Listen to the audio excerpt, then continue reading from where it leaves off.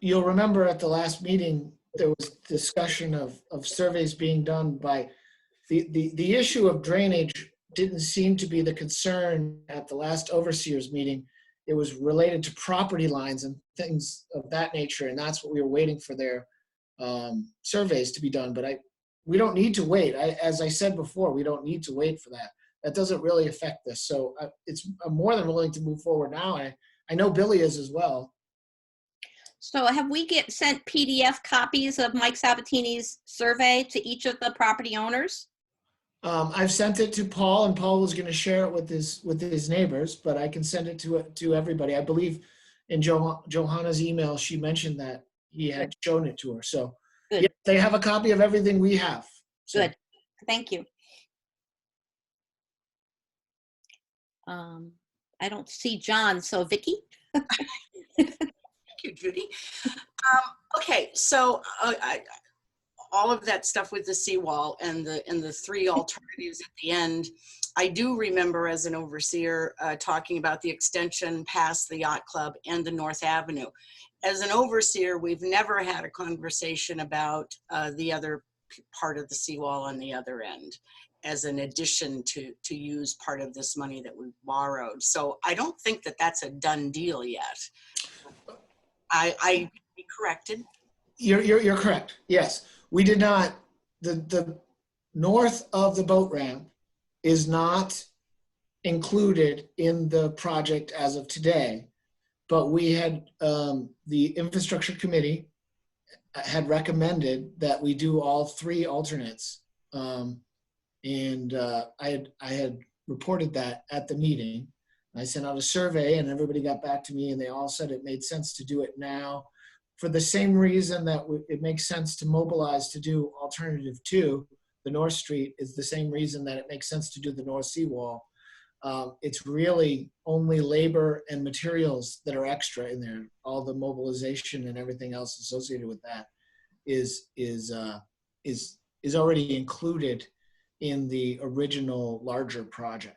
So as overseers, we did recommend that it be included, but it has to be an article warrant. Steve, that is correct, right? No, I disagree. Like I say, I distinctly remember talking about the other two pieces, but the third piece was never discussed, because I know this, because I have certain feelings about this. And so I do not think it's a done deal. But I don't think I want to talk about it right now at this meeting, but maybe we can put it on the agenda for another one before we take it before the annual meeting. Thank you. Any other questions for Mike? Somewhere along the line, I had an agenda as I moved from room to room. Michael Terrell, will come back to you. I now actually can see almost everyone on one screen, which is great. But let's move on right now to the Nordic Aqua Farms project. And I think, Vicki, can you give us a report on that? Yes, okay, so just for information, clarity, keep everybody on the same page. After the BEP hearings in February, in the middle of February, there was a back and forth of responses, and briefs and fact-finding sheets were due on Monday, the 4th of May. Briefs were limited to 100 pages. After all was said and done, the brief from Upstream Watch, who we share, we as the Northport Village Corp share intervener status with, came to the Northport Village Corp and asked them if they would submit a portion of their briefs, because we had Upstream Watch had 140 pages. So they split the briefs. John signed off on it, and so Northport Village Corp has submitted briefs, and I believe they chose those areas that were of concern to the village, you know, the pollution stuff, the water stuff. And now we wait. Now we wait. And hopefully there are rumblings that Nordic Aqua Farms is picking up its pieces and going to California. There's some, nobody's quite sure what it is. They're trying to pressure the Planning Board of Belfast to make a decision, or if they're trying to get the DEP to make a decision sooner. Obviously, the coronavirus has slowed everything down, not just us in our meetings. So we're still there. We're towing the line, ever hopeful for the best result we can hope for. Any questions for Vicky? Mike? I just have one clarification, which is the next thing that's scheduled to happen with that is Wednesday, May 20th and Thursday, May 21st are the dates scheduled for the deliberation of the board on the project. Those are public deliberations, but nobody can comment. It's just you can watch if you'd like. It's the BEP too, not the Belfast Planning Board. The BEP. What's that? The state board. The DEP, BEP's deliberations, right? Yes. Michael Terrell, can we head back to you now? Yeah, sorry, I had all kinds of problems. I had to reboot them. Okay, so picking up, we have in front of us, the overseers have the signage recommendations that we've worked on, and the committee process looked at last week. We have in front of us a few priorities and some recommendations around them. Mostly the priorities are around the waterfront at Ruggles Park and the management of that and the way forward on that. Now we know that some of us know that coming out of the Personnel Committee process last week, the recommendations are to move swimming to the beachfront and to limit, to some degree, limit access to the dock. And Jeffrey, you can weigh in on that. And we have signage that looks at that as well, but we need some overseer's guidance and decisions before we know how to proceed with signage. There's also the recommendations related to the storage of kayaks, etc. But most of where we've come down in the consensus of the task force is to move in the direction of guidance from the state and self-managing with some expectations that will limit access in certain areas around the swim float and some of the other areas, the beach, etc. Jeffrey, do you want to speak to some of what the Personnel Committee has for recommendations? Sure.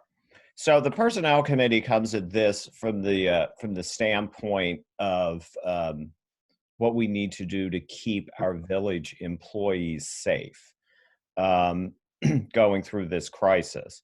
So we looked at a couple of different areas. One is the village office, and the concept there is to open the village office June 1 with limited hours for the summer, and to really work with a one at a time rule. So one employee there at any given time, and one villager there getting service at any given time. We have, as a committee, have worked to talk to each of the employees impacted by this. Nina is looking into getting the appropriate PPE and sanitizer and other things we need vis-a-vis the village office. We're also going to have the building cleaned before it reopens June 1st, just to make sure that we have a good, thorough cleaning. We have some proposed hours, but I would say there's still a work in process. In addition, sticking with the village office for right now, the recommendation from the Personnel Committee would be that the community hall be closed to outside rentals this summer. So that's the community hall. The more complicated piece of this, with more moving parts, is the waterfront, the beach, the wharf, the floats. And as Michael said, in the spirit really of keeping the lifeguards safe. So this is what is driving these recommendations. The personnel committee is recommending that swimming move to the beach, that the swim float not be installed this summer. So what that means is the swim float will be moved out of the park and will be put on storm mooring. As Michael mentioned, the use of the wharf, we're suggesting really be primarily about accessing boats, walking out to look at the view. But we really want to limit the gathering of people on the wharf. In terms of the beach, the sense is that the beach should be used. Go to the beach to walk, to swim, to get in your kayaks. But we're really trying to discourage people from congregating on the beach. And again, it's not because we have anything against sunbathing. It is about keeping the lifeguards safe. And what overlays all of this, of course, is people following the social distance guidelines. At our last meeting of the task force, there was a lot of discussion about kayaks and kayak storage, and the Waterfront Safety Committee met, I think Thursday. It was the biggest meeting we've ever had in terms of participants, and I think we came to a good consensus on kayak storage, which I can share now or later. Share it now. Okay, so we can all picture in our mind's eye the kayaks lined up on the North Shore seawall, along the edge of that wall. What the Waterfront Safety Committee is recommending is we not have kayaks along that wall this year, because most likely the lifeguard chair will be there. But instead, ask people to store their kayaks on the grassy slope that goes up above that wall. And a lot of people do that already. And then we're going to recommend opening up additional space on the other side of the street at the base of Ruggles Park. So also picture in your mind's eye where there's the ditch that is right there. On the other side of the ditch, we'll cordon off some area for additional kayak storage. Thanks. Have I missed Michael, anything, back to you. Michael? Michael, you're still on mute. So where the board goes in discussion and vote on what Jeffrey's just outlined influences what we do in terms of decisions around signage, at least for those areas. And then additional to that, we have a conversation we need to have around have we covered everything on community hall, the library, and signage for elsewhere in the village, which you all have in front of you, overseers. So John, I think we should have a look at, Jeffrey, those recommendations, are they in the form of a motion, or?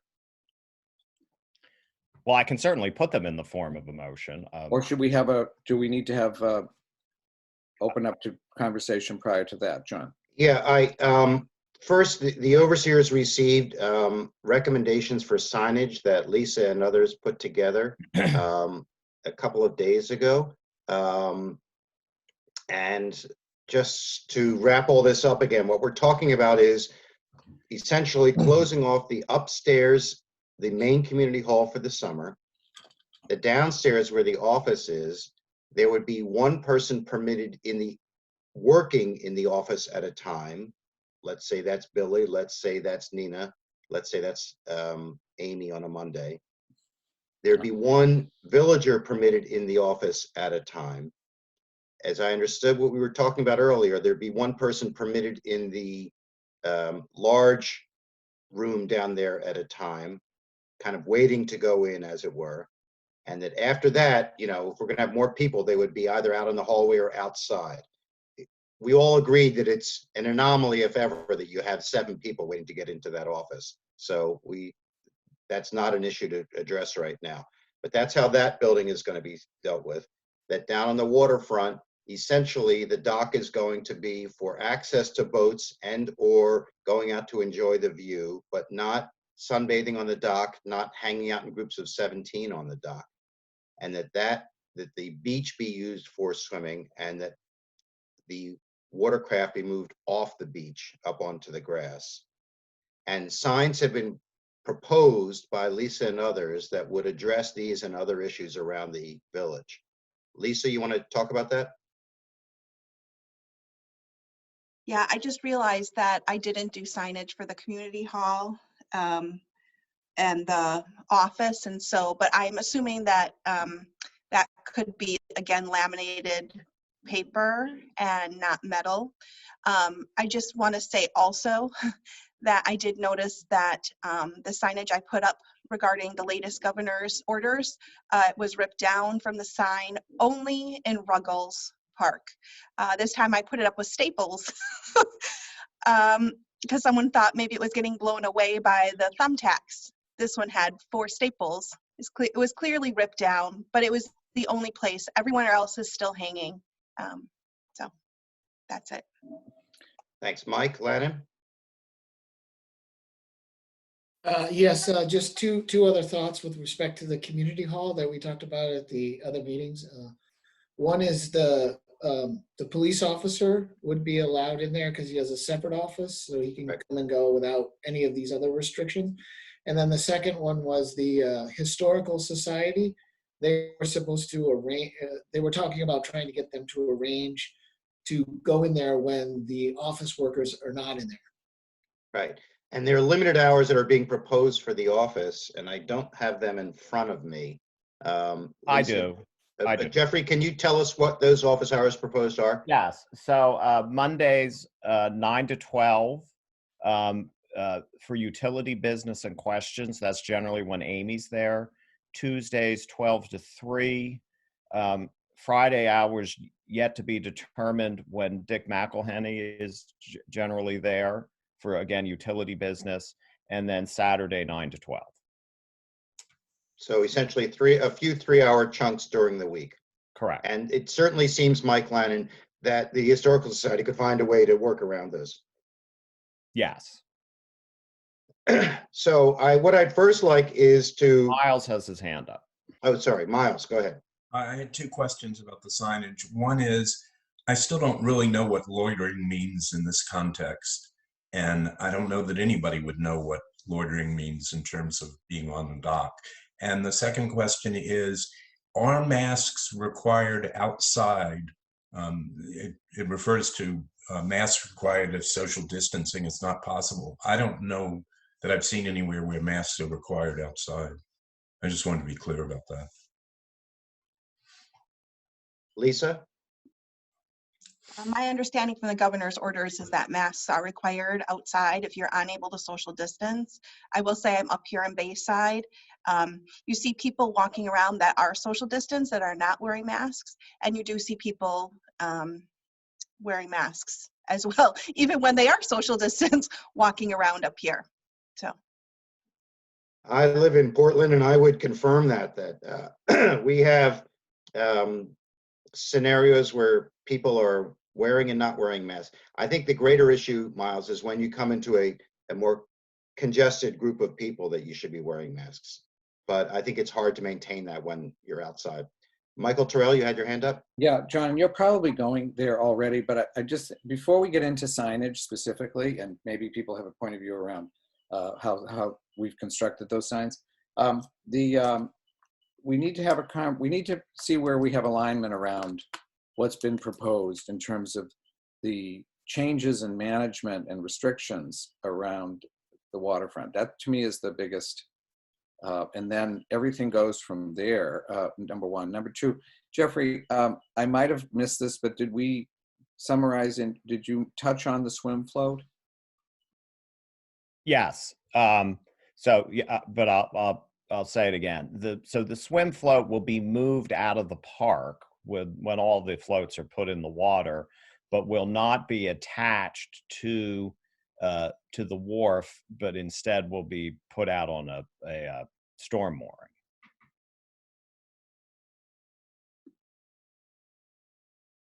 Lisa?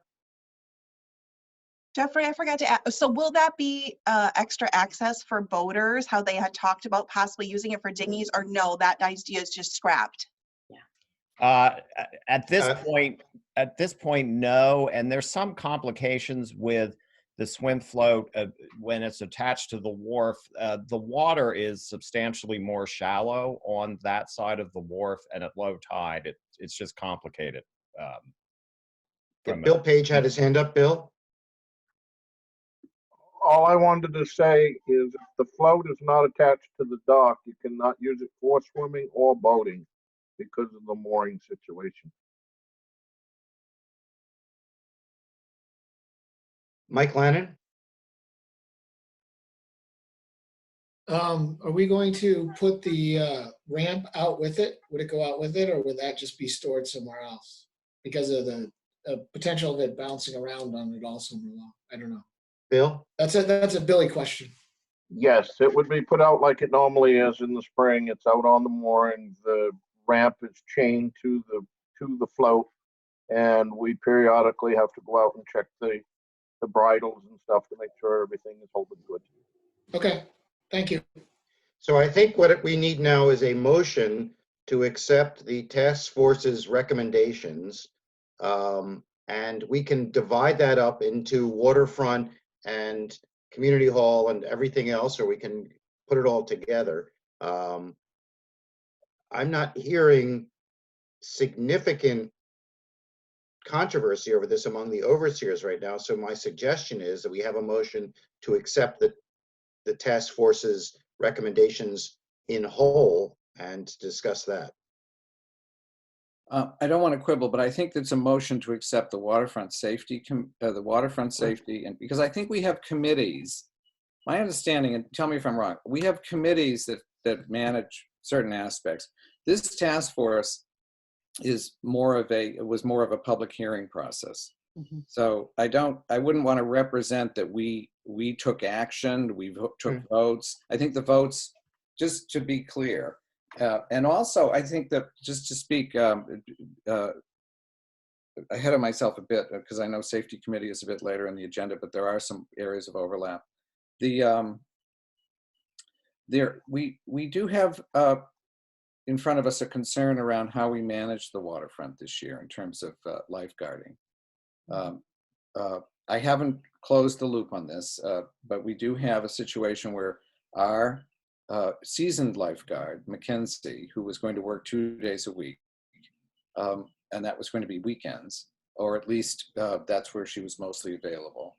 And then we have Thomas Parker, who is a new lifeguard, and was going to work, is going to work 5 days a week. That might include a weekend, especially now. Mackenzie has expressed concern, and I don't know if she's fully resigned or the position yet. We don't know. I think she's headed in that direction, but she's expressed concern. I say I don't know because I haven't talked to her personally, and we've traded voicemail, including a minute ago. So, but there is some concern about the dock and her concern around kids jumping off the dock and lifeguards being able to manage that from the beach. That relates to an issue that we haven't dealt with and we've touched on, but I think it's in the nature of the way we're managed at Bayside. But the issue of enforcing all of this is it's, you know, we can do what we can do in terms of, but there's all kinds of expectations that I think have been voiced here and there around what the lifeguards would do and what they would be responsible for in terms of sanitizing and all the rest, which I think is way outside of their area. And I know that I'm off a bit, but I think this all does relate. So to take a vote on what we're doing around the waterfront needs to consider some of these other issues, even though we're not, I'm probably, I don't mean to open up a Pandora's box. Lisa? And just to add to what you're saying, Michael, correct you if I'm wrong, but in her email, you had told me also she was worried about the big rocks down there and that the kids would be climbing on them and getting hurt, which I think we've had this situation before, my understanding, where kids are wet. We are having swimming off the shore, but I know that was also one of her major issues along with the wharf. So it's not like we can just close off that wharf area and we've solved her concerns. We haven't. They're also about the shore, swimming off the shore. Yeah, that's right. Thank you. And then now that you're jogging my memory, her concern is that when she would have, when the lifeguard chair is on the dock, she's would routinely see the kids would when she's sitting there, kids would do what they're not supposed to do in terms of jumping off the pylons, etc. So her concern is if she's on the beach and the responsibility for that so far away, but again, I haven't talked to her directly. Beanie has as a member of the committee, and Beanie's here. So Jeffrey? So again, the Personnel Committee came about this in terms of how do we think it's most appropriate to keep the lifeguards safe. We specifically envisioned the lifeguards not having responsibility for the dock if the chair is moved to the beach. In subsequent meetings, members of the community have said, do you think the lifeguard could help sanitize the dock? And ideas have come up just in the spirit of a community dialogue. I think the lifeguard is hearing that community dialogue and expressing appropriate concern. But the Personnel Committee, in making its recommendation, was looking at a way that we felt most appropriate to keep the lifeguards safe. And the beach seemed like the better place to do that. There are going to be complications wherever we go. It is how do you mitigate liability from the standpoint of employee safety. And just for the record, one person, I'm on that committee, and I agree with what Jeffrey is saying. We know that everyone's making difficult choices. Every community is making difficult choices, and to me, it's about managing and minimizing the risk while also managing the use. That's what from these states on down. That seems to me the balance that everyone's trying to strike. Then Vicky? Oh, no, go ahead. I think you're going to suggest. I'd like then to hear a motion on the waterfront piece of the task force recommendations so that, among other things, we can have this conversation based on a motion rather than ad hoc as it's occurring now. I would make that motion, and it comes from the Personnel Committee. You don't want me to repeat everything again, and I do have this in writing in the minutes, so I can share it with Nina. Second. Seconded by Judy. Now, discussion on that particular motion regarding the waterfront changeover. Vicky. I have two concerns as it lays out, and I have spoken to Jeffrey, but I'll say this publicly. I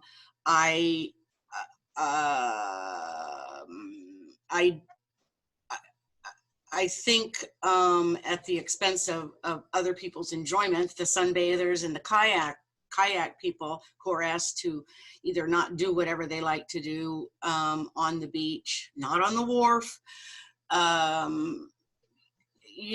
I think it's a lot to ask. I think if somebody wants to go and sunbathe on the beach and they want to sit 6 feet away from somebody else, they should be able to sunbathe. I think this process has been important. We're at a time when states are opening up. We're making a lot of rules we can't enforce. I'm more inclined to say, swim at your own risk this summer, just not off the wharf. Let the boaters have their wharf and their dinghies and let everybody else do what they do and police themselves. Michael? Well, I just wanted to, I'm not taking issue with Vicky. I just wondered, is this discussion, are we able to eliminate certain aspects? I mean, can we, for instance, if this discussion went in the direction of not agreeing with loitering? Because I think there's lots of little, subtext here. Just asking about process. Well, I think that the reality is that we're going to learn how this, whatever we decide, we're going to learn in the first few weeks how it actually plays out. Because the degree to which adults, for instance, encourage their kids not to jump off the dock as they have in years past, because this is a special year. The degree to which people do or don't want to sunbathe on the beach and they just go up onto the grass on Ruggles Park instead, for instance, 6 feet apart from one another. I mean, there's ways in which we perhaps can't foresee how this is going to work out. So I'm not concerned, right? I think that adopting the overall essence of what we're going for can have value, and then through signage, through the actions of adults, and through seeing how people respond, we'll learn what works. I don't think necessarily at this meeting in May we're going to be able to figure out the whole summer. Miles? We all know we're flying by the seat of our pants and that there are unintended consequences. If one of our lifeguards, a seasoned lifeguard, has told us she can't do her job with what we're proposing, it seems to me we need to consider that as an unintended consequence, which may be worse than our doing nothing. It's new information to me, and I don't really know exactly what it means. Jeffrey? One option is, again, I think we've had pretty relatively easy consensus on everything except the lifeguard piece of this. And one option is to make this summer purely swim at your own risk and not have lifeguards. But again, what the personnel committee has endeavored to do is to figure out how to keep the lifeguards safe. And if we're saying there's not a way to keep them safe and have them be effective, well, then maybe this is the year it's swim at your own risk without lifeguards. Judy? When we last built the dock, which I think was about, I'm trying to remember how old my kids were. I think it was about 20 years ago, maybe 25 years ago. The dock was supposed to be under the contract, totally done by Memorial Day weekend, so that we would have a summer with a dock and nobody would notice anything different. And of course, the dock was not done until approximately the 3rd week of August. So we spent an entire summer with no dock, and all of us making do. I have a photograph on my refrigerator in my kitchen with my father-in-law and my husband breaking all the rules by swimming off the dock, which wasn't even constructed. At that time, we didn't have a lifeguard because there was no dock. When the personnel committee was looking at this, we've made a promise to some good people to do a job that we think is important. And we've made a promise to the community to do the best we can in difficult circumstances. So I guess what I'm saying is we've done the best we can. It is a situation of all of us asking of one another that we do the best we can. And for now, having a lifeguard rather than no lifeguard at all, but shifting her and his focus to the place where the people will be transitioning their swimming activity is, to me, the best compromise. We're not going to get everybody to comply. We're not going to get Mackenzie happy as to everything because she is so conscientious. And that's exactly who we want to keep on the payroll if we can. I would support this motion.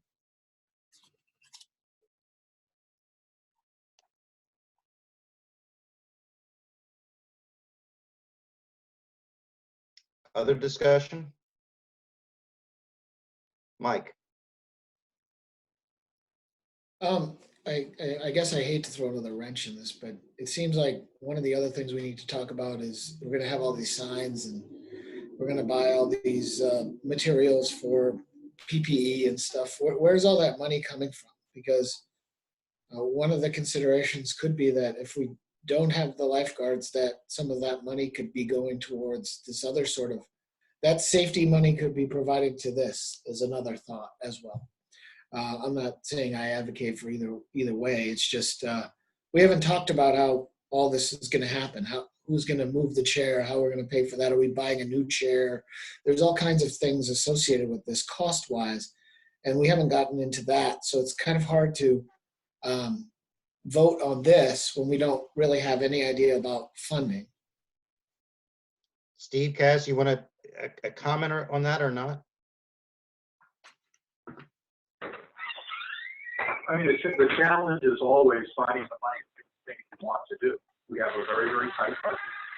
As I look at the different initiatives we put in place and the way we're spending money, I don't have a recap. I normally have it would say here where you stand. Intuitively, I would say we're going through money at a pretty impressive pace.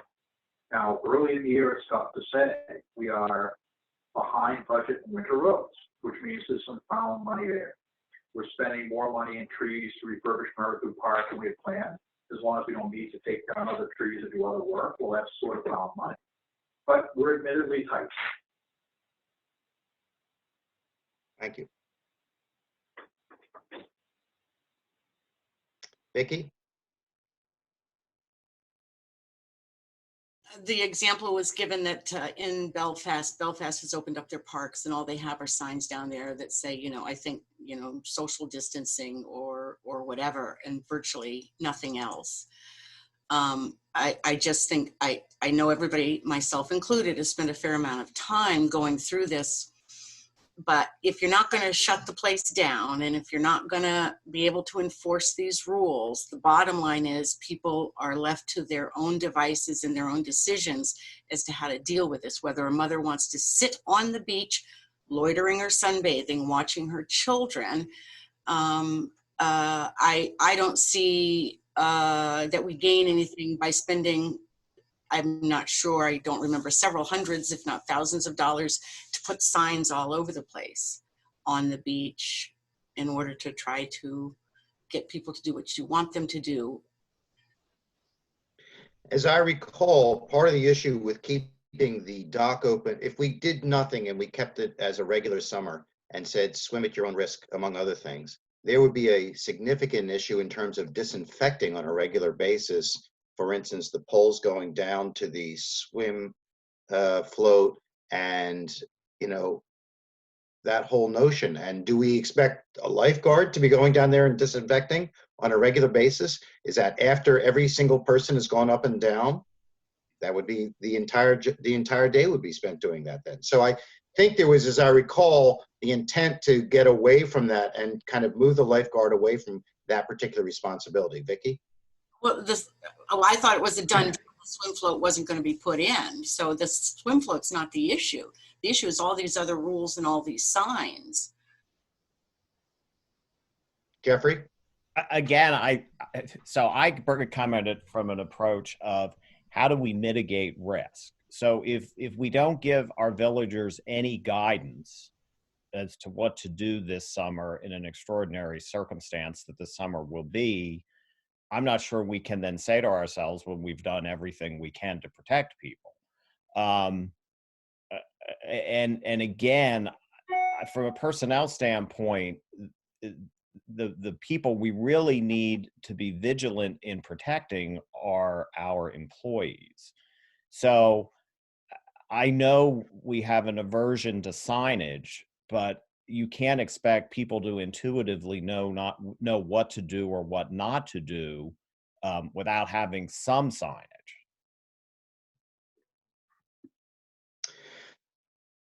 Let's take a vote on this motion.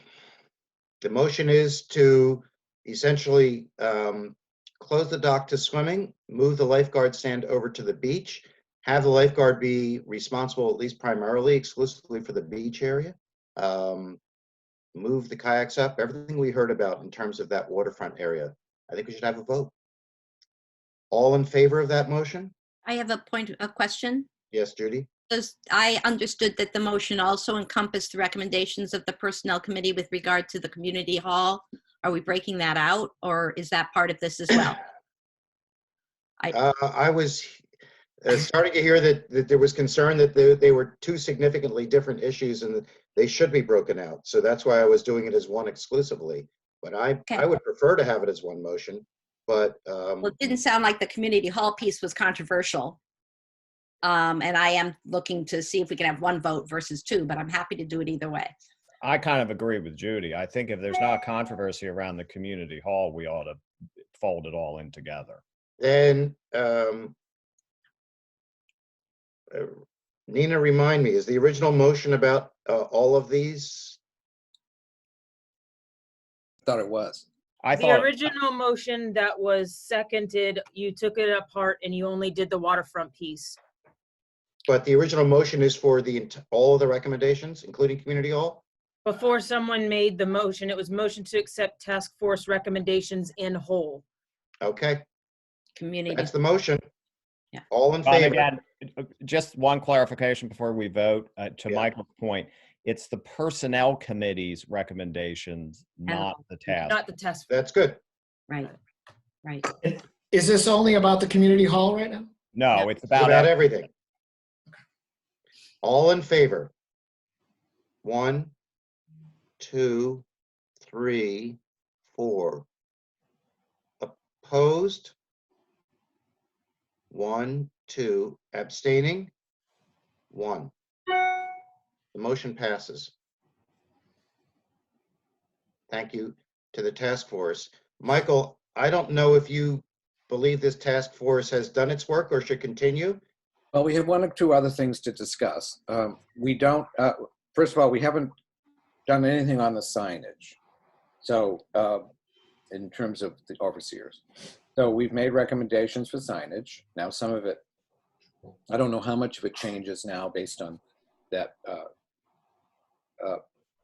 vote. I don't think anything does. I think we were assuming, we were moving, the signage assumed that the vote, we did signage with the assumption that we would have the recommendations in place based on the personnel committee. So what you have as a board is the set of the recommendations for signage. The cost, Lisa, do you remember, I think, what was the cost? Well, the cost all depends on what you want. No, but we got to a rough bottom Yeah. line. Yeah, so I mean, if I kind of use my common sense, like larger signs should be at the wharfs, smallest should be at the library. When I put it together, it was approximately $1,465. I mean, that's all just like my guesses for each separate area of how big and what we want. So we have that, and we were going to ask for a little buffer in case we needed additional signs. We're not looking to go crazy, but obviously things are, are changing or have been changing and might change, et cetera. So some of these signs, as you've seen in the documentation provided to you, the board, some of these signs are metal signs so that they don't disappear. Some of them are laminated cards that can be adapted over time. And so, John, I think, do we need to have a conversation? Obviously, we need to find out where the money's coming from. There's also an issue, Michael, that there's a history thus far of signs being taken down. And so if we're proposing to put a sign here and that sign is gone within 2 days, I don't know if there's a proposal to come back to the overseers or if there's several signs made and that another one goes up, or how you're going to deal with that. Well, there's no easy solution. No, I don't have it.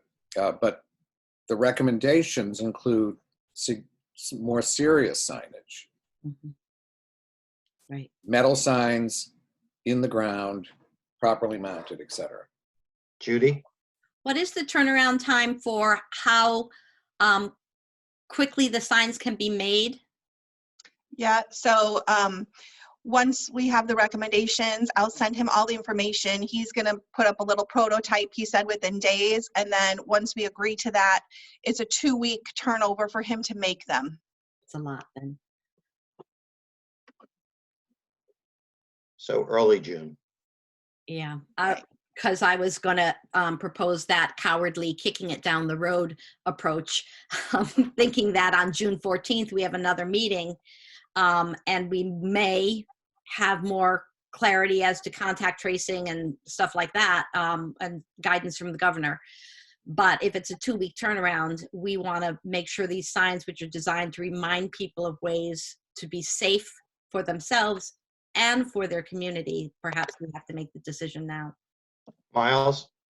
I'm beginning to sound like a broken record, but it seems to me in the first part of the signage, you have to be under a rock not to know all of this. And I'm not sure we even need a reminder of the social distancing that's now in place. The second one, where it says what's not allowed, I guess that's necessary, but that's where I have even more questions about, because I don't know about saying sunbathing is not allowed. I don't really understand that, and I don't understand the loitering piece. So it's in the signs that are the prohibition that might be necessary. The other signs, it seems to me, are not necessary. Everybody knows all of that, and I'm not sure that putting a sign reminds anyone who is going to violate what the sign says, because they already know it and they don't like it. So Miles, you might be right, Miles, although I would point out gently that you were incorrect about masks earlier. So I don't think it's widely understood. I think it is and it isn't. You know, it depends on who we are. It is possible to allocate money for signage and for Lisa and Michael to work with Miles and other interested parties from this board to work out the details over the next few days. What we've looked at isn't necessarily what the final signs would be. You don't have to decide that right now. You could decide to have signage and to apportion a certain amount of money and to figure it out. We do that all the time. Michael? John, but I do want to honor what Miles was saying in terms of the process for getting the signage right. What we have done was taken all of the dialogue and all of what's defined out there, and then all of what we're saying per location, and we've done signs. They are not final. They are, our attempt to say, is this what we want? Now, the process needs to kind of narrow to a decision. We can't keep sort of saying, all right, well, blah, blah, blah, blah, because that's kind of, it's coming. We know it's coming. We just took a vote on some things that are pretty clearly, I think we can signpost for. I think the issues of do we get at the level of sunbathing and loitering, open to consideration. But and the tack we took was to remind people of what each sign takes a tack of what's specific to this location and what to keep in mind across all of this COVID stuff. And then there's signs that go on the bulletin boards that go into more detail, that are more informational, including around the quarantine, because we thought the assumption there was that visitors to Maine who are governed by the quarantine would likely see those signs on bulletin boards. So we do need to have some direction, at least on some of this. And I think the finance thing is a big one, because we have to figure out where the money comes from. Mm-hmm. Michael, you've made passing reference to the library. What's being proposed for the library? Well, the library, we haven't gotten into detail. We have signage around the library. The assumption was the library would be open and we would signpost appropriately and limit, but we haven't had conversations yet about how to do that, like we have with the community hall, in terms of limiting. Lisa, have you? Yeah, no, I mean, I think when some of this, that hadn't been brought to the overseers, we kind of took the conversation that was had at the task force and try to make something. So what was kind of brought up at the task force was one family unit at a time, and then like gloves recommended. And so we tried to, include the most important things. And then again, like that would be a smaller sign that we could put on a metal stake right by the little gate when you walk in. But again, this is just from the task force. So if the board decides that it should be closed or something else, then obviously, I mean, all this signage is just our best guess based on what was discussed at the task meeting. Mike Lannon? One of the things that was brought up by, I think it was John Hoy at the task force meeting was with the library was the ability to track the people that are in it, because if there is some sort of someone who tests positive down the road, that somehow we would have to be able to know who had been in there in contact and so on. So there are some other issues that haven't been resolved quite yet either.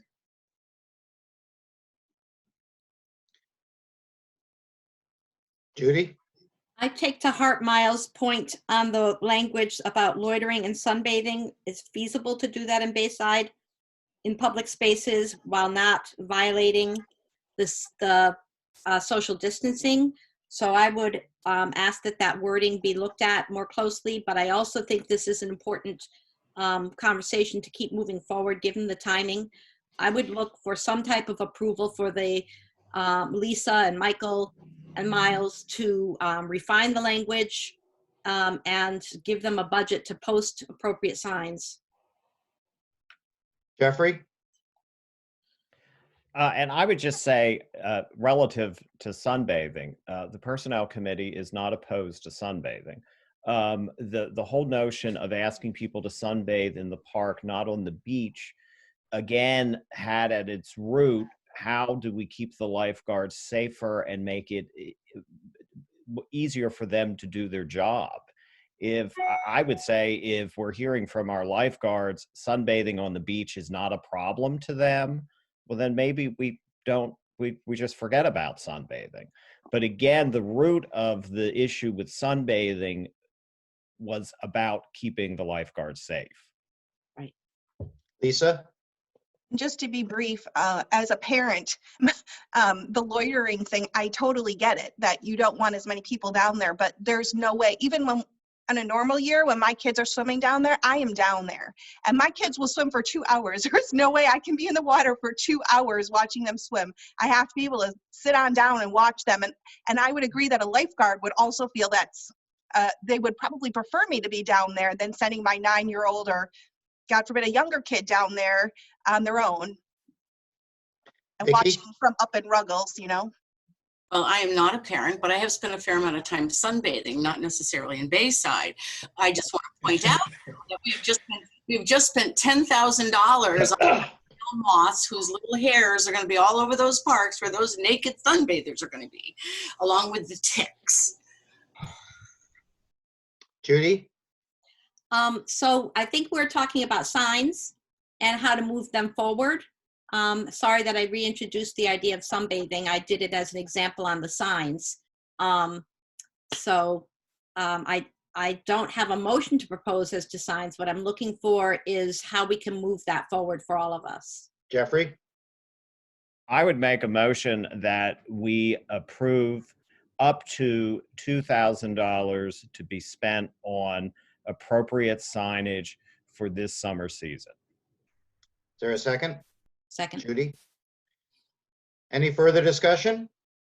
Vicky? I think our treasurer needs to weigh in. Is that to see if we have that? Do we have that? Yeah, I think you have the money. I think it's going to come down to choices at some point in the future.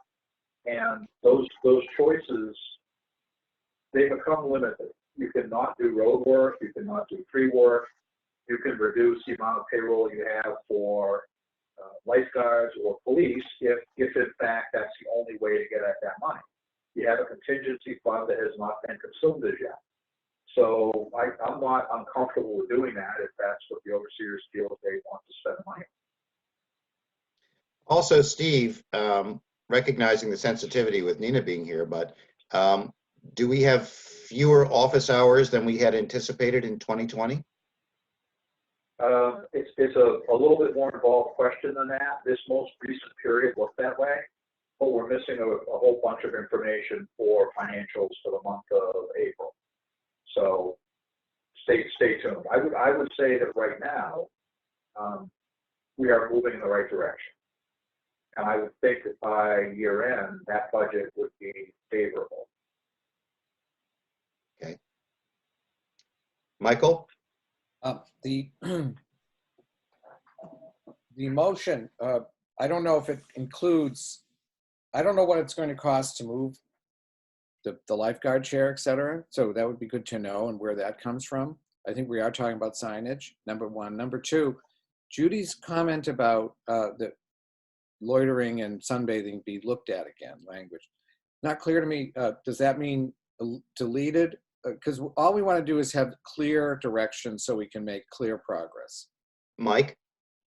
It seems to me that what I keep hearing about the sunbathing and the loitering is that obviously when there are only a few people down there, it's not a problem, but we're worried about trying to put something on there for every situation.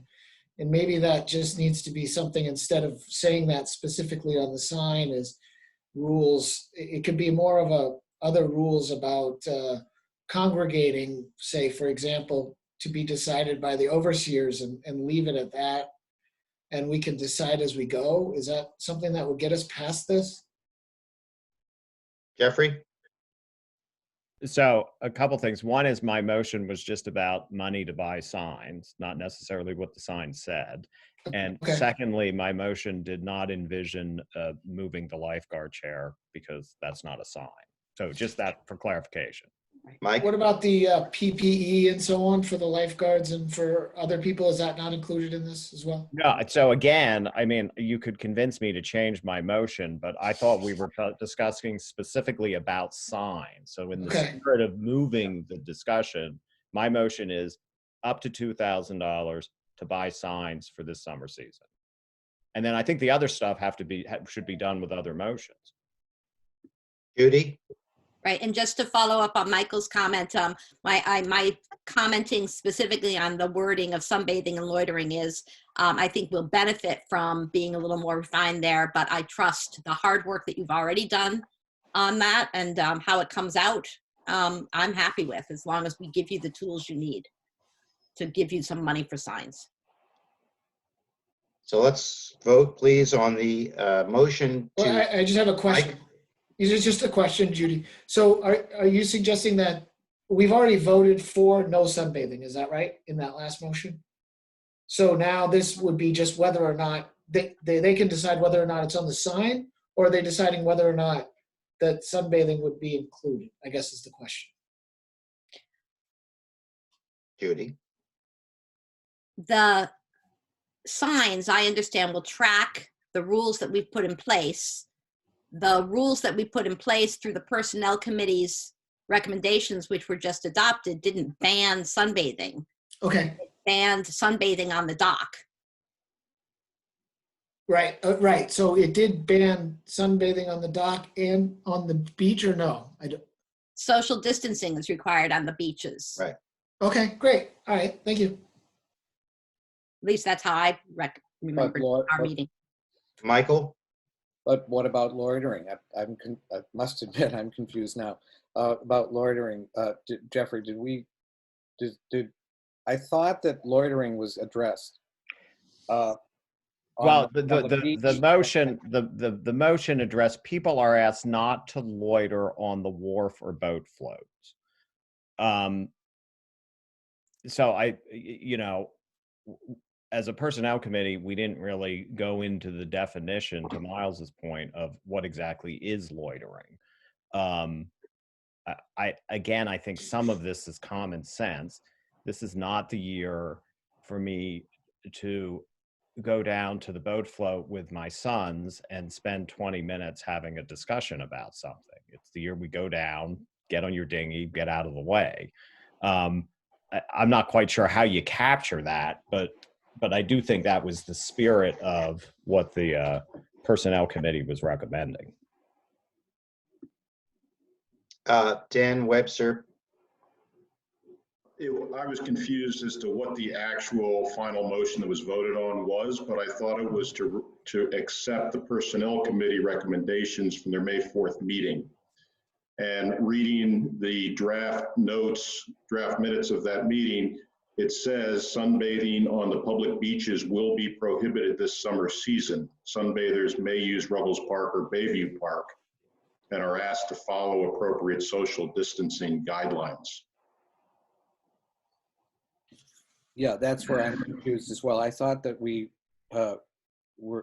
again, I'm not advocating for the no loitering on the beach. I just want to be clear because it is it's key to what goes on the sign. Is that what Nina, is that what you have there as well? Which motion? Are we talking about the motion now or the motion before? I think it was the previous motion is what Dan was discussing. Okay. Hang on, let me get to that section.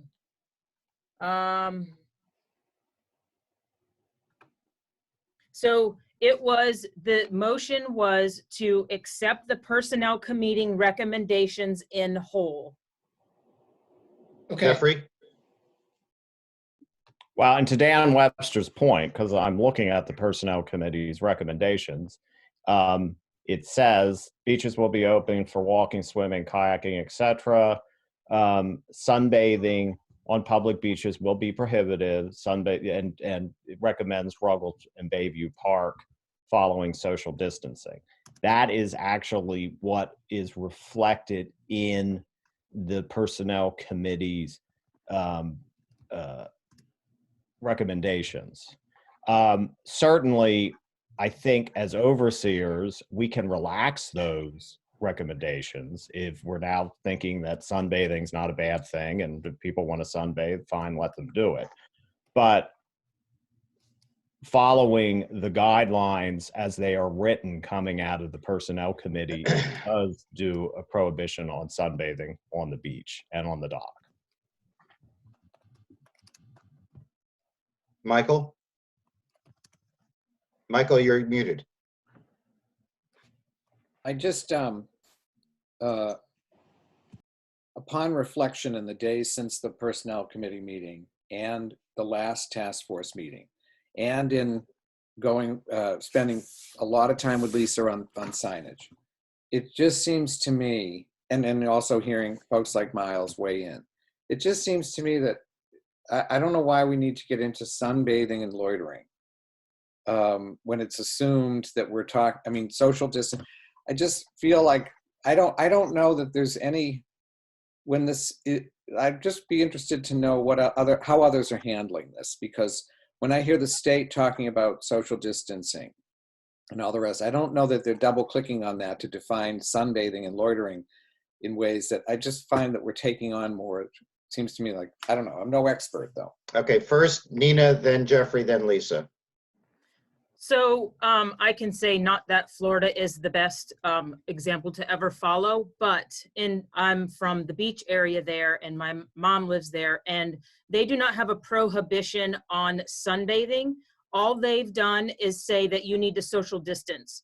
So I don't know that you necessarily have to prohibit things as much as if you say stay 6 feet apart, you're not prohibiting anything, you're just telling them do what you know you're supposed to do. And so far, I can't say that they're following it, but that covers you, but you're also not telling them what to do.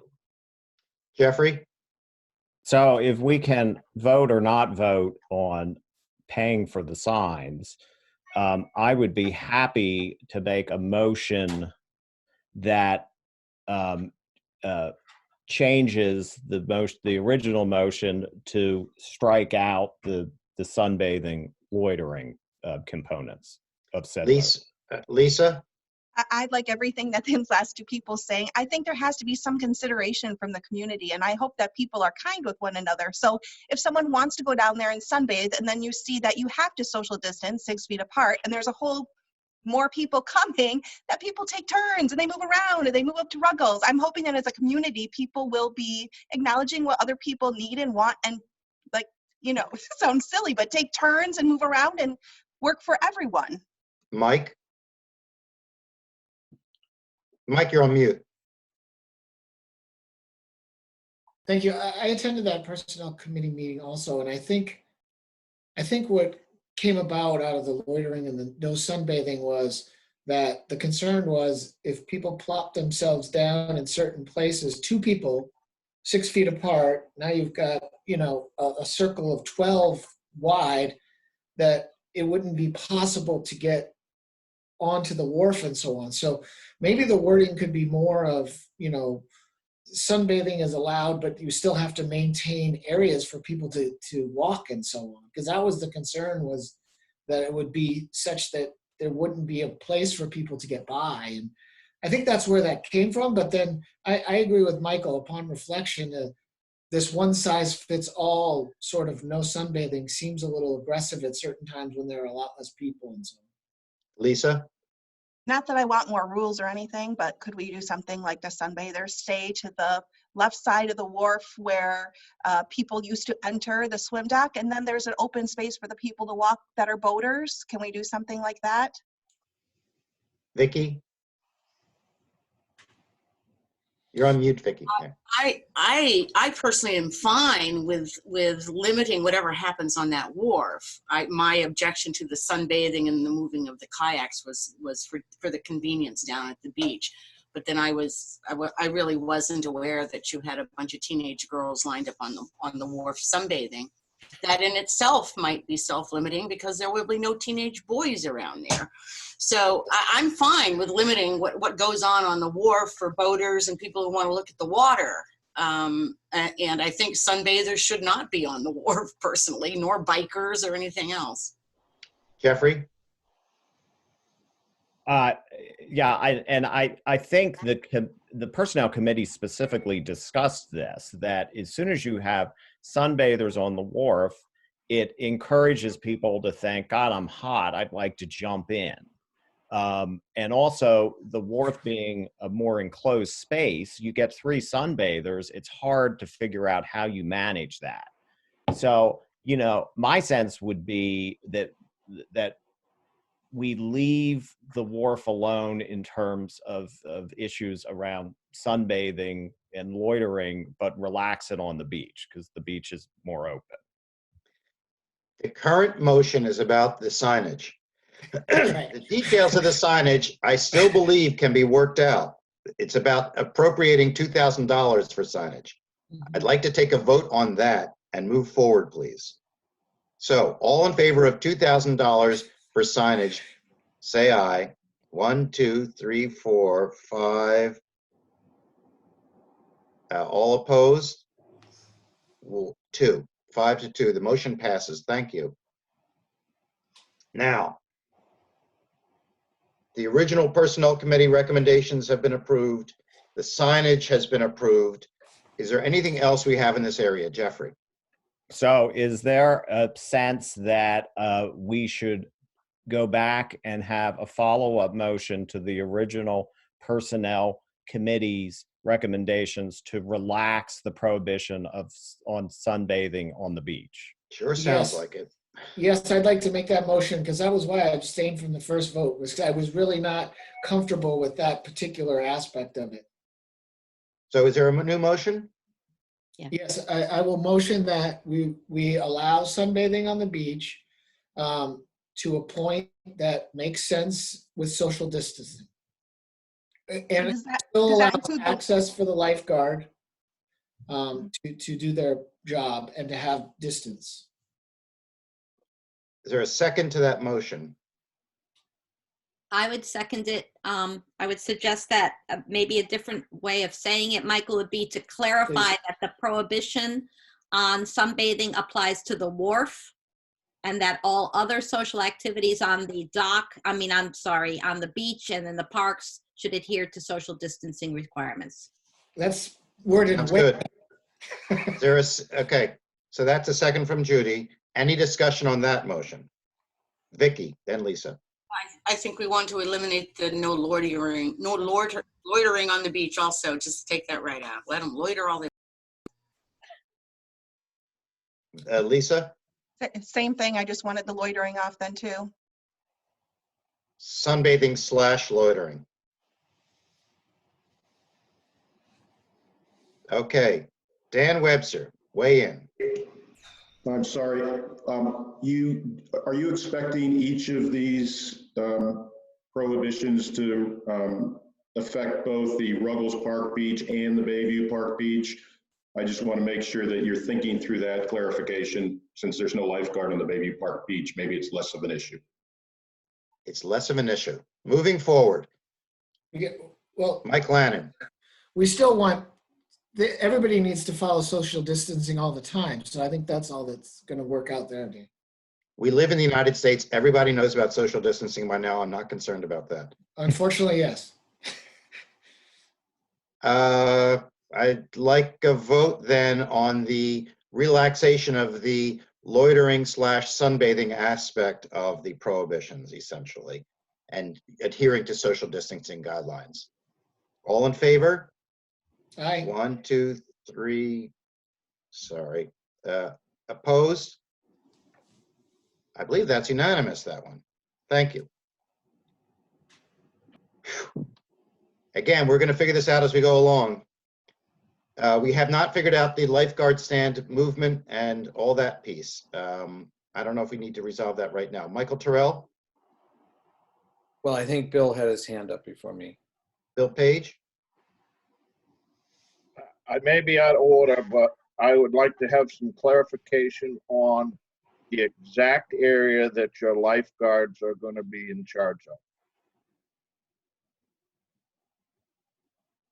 my understanding is that the lifeguards are responsible for the beach area, and that if somebody jumps off the dock, that it is not the lifeguard's responsibility to run up onto the dock and say, stop jumping off the dock. That's my understanding.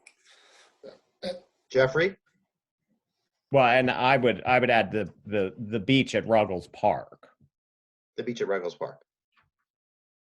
Judy? This meeting's already been an hour and a half, so I ask your indulgence in sharing a childhood story. When the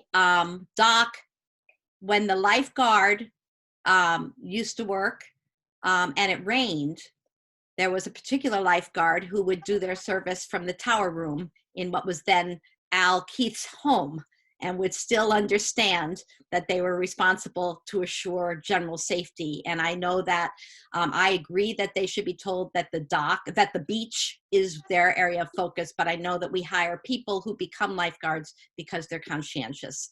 Our children will be safe. Thank you, appreciate it. Michael?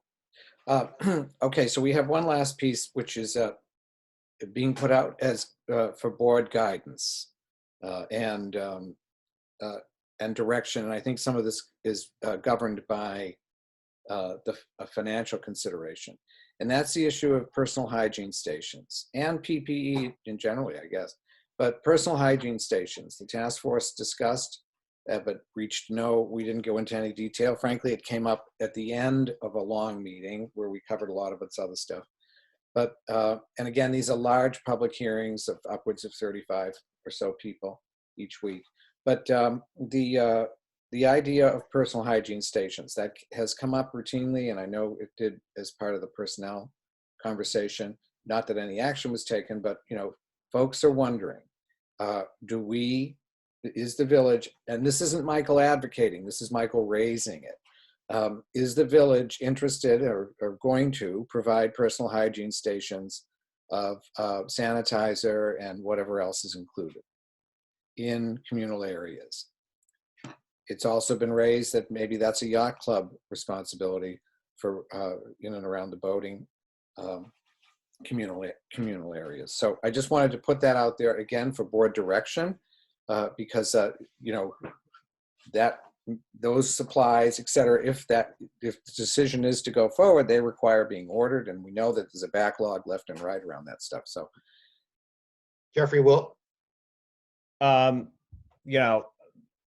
view is that we certainly have an obligation to provide those kind of supplies for our employees, and there's no question about that. I'm not sure as a village we have an obligation to provide those supplies to the broader community, and I'm frankly not sure we can afford it. Vicki?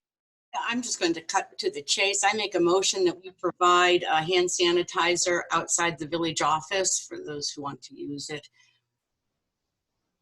in whatever form we can find it in. Is there a second on that motion? Judy? Any discussion on that motion? Provide hand sanitizer outside the office? well, I mean, I don't disagree. I'm just, are we making motions based on location? Because I'm looking for,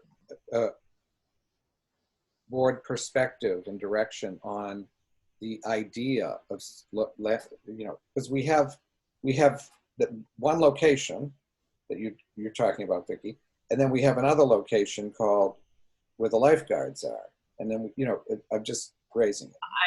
I'm making my opinion is we have one place we're responsible for. That's the office at the community hall, the village office. The rest of them, I think people need to take care of themselves. So I would, anyway, that's my motion. Any further discussion? Hearing none, all in favor? 1, 2, 3, 4, 5, 6, 7, unanimous. We'll try and find hand sanitizer to put outside the office. And My question is, I think that the yacht club might be a resource here, and I would welcome someone talking with the yacht club board about providing purchasing at their expense hand sanitizer for the ramp going down to the boat float. I don't think we can afford it, but I know that they are community minded and they're probably grateful that the dock is not being totally closed. Nina? I had a conversation this week with Jeff and Michael about the PPE and all of these things. So it's on my list to cover who to coordinate with and who I've been talking to in regards to PPE as a whole for employees and all of this. So I can either cover it now or we can cover it in the office manager part to maybe take it off the plate for right this second. Cover it later, please. Lisa? I will contact the yacht club about asking them about doing that on the dock. Can I also ask, John, is this confirmation that what we had talked about with the library is the way the board wants to go with that? And I also would just like some confirmation that the playground and the basketball court are staying closed, knowing that Belfast has opened theirs. I'm not saying one way or the other what we should do. I just want confirmation for the signage. I'm not hearing that those are going to be opened. I believe they're going to be closed. No one's indicated otherwise. Michael, something to say? No. As far as the library goes, I would put a thing of sanitizer outside the library too. But that would take a motion from the board if people want to consider that, just because it's a stationary space. Vicki? I think the idea with the library is because it's books and pages, people should be wearing gloves in there. So I guess you can down the road consider each of these as one location. I just think it's very important we get it into the office first. Okay. Can we move off this because it is 10:39? Report of the treasurer, Steve?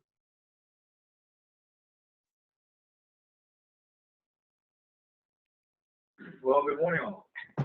So I mentioned earlier that I don't have financial statements for April ready to go. I have reviewed the preliminary numbers and it's really nothing that's an area of concern at this time. I want to back up for 1 second and talk about delaying the North Street project. At this point, if North Street were approved, it will be rolled into the MMBB bond that is currently authorized for $1.6 million. If you push that project out a year, so it's not included in that bond, then you have a whole different financing round to go through. So just a point of order, something to be a complication to what we do. Second comment is that if you're thinking about saving money, I don't know what the proposed lifeguard schedule looks like, but it should be connected to the tides, and it's probably very limited coverage for a good part of the week. So on to new business. As the overseers know, but much of the general public may not, is that the town has decided that they cannot support our $25,000 traditional request for reimbursement of taxes, and that they are going to present a warrant of $15,000 to their taxpayers to see about reimbursing us.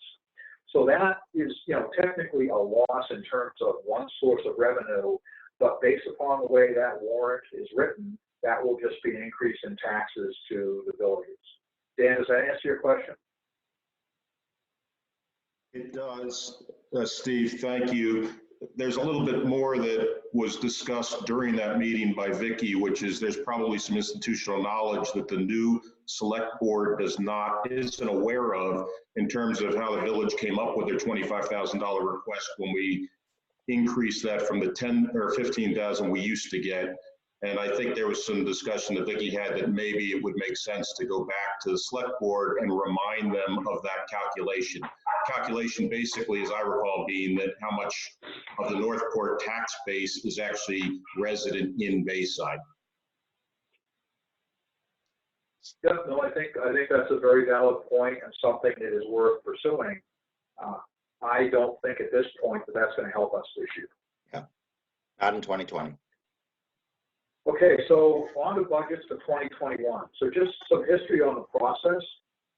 What I have tried to do for the last several years is get overseers involved in the process, partly for education, so everybody knows how this works, and partly for just efficiency of the budget workshop, so we don't have this full day event where we go through a ton of information. Given the numbers of committee meetings, the length of overseer meetings, and all the other things we have going on right now, I think I'd like to change that process. This does not require a motion at all. This is just an offer to the overseers. Nina and I will go forward and develop the budget. We will review these budgets with the overseers in a few short meetings, just to give you a flavor as to what's going on. And that I would like to have the safety and infrastructure budget recommendations as soon as possible. So is that okay with the overseers? I mean, if you prefer, what we would do is for the June meeting is have a first pass of budget ready, and we'd probably spend an hour in that overseers meeting. And I can't believe there's anybody sitting here today that would like to do that. So overseers, what is your preference?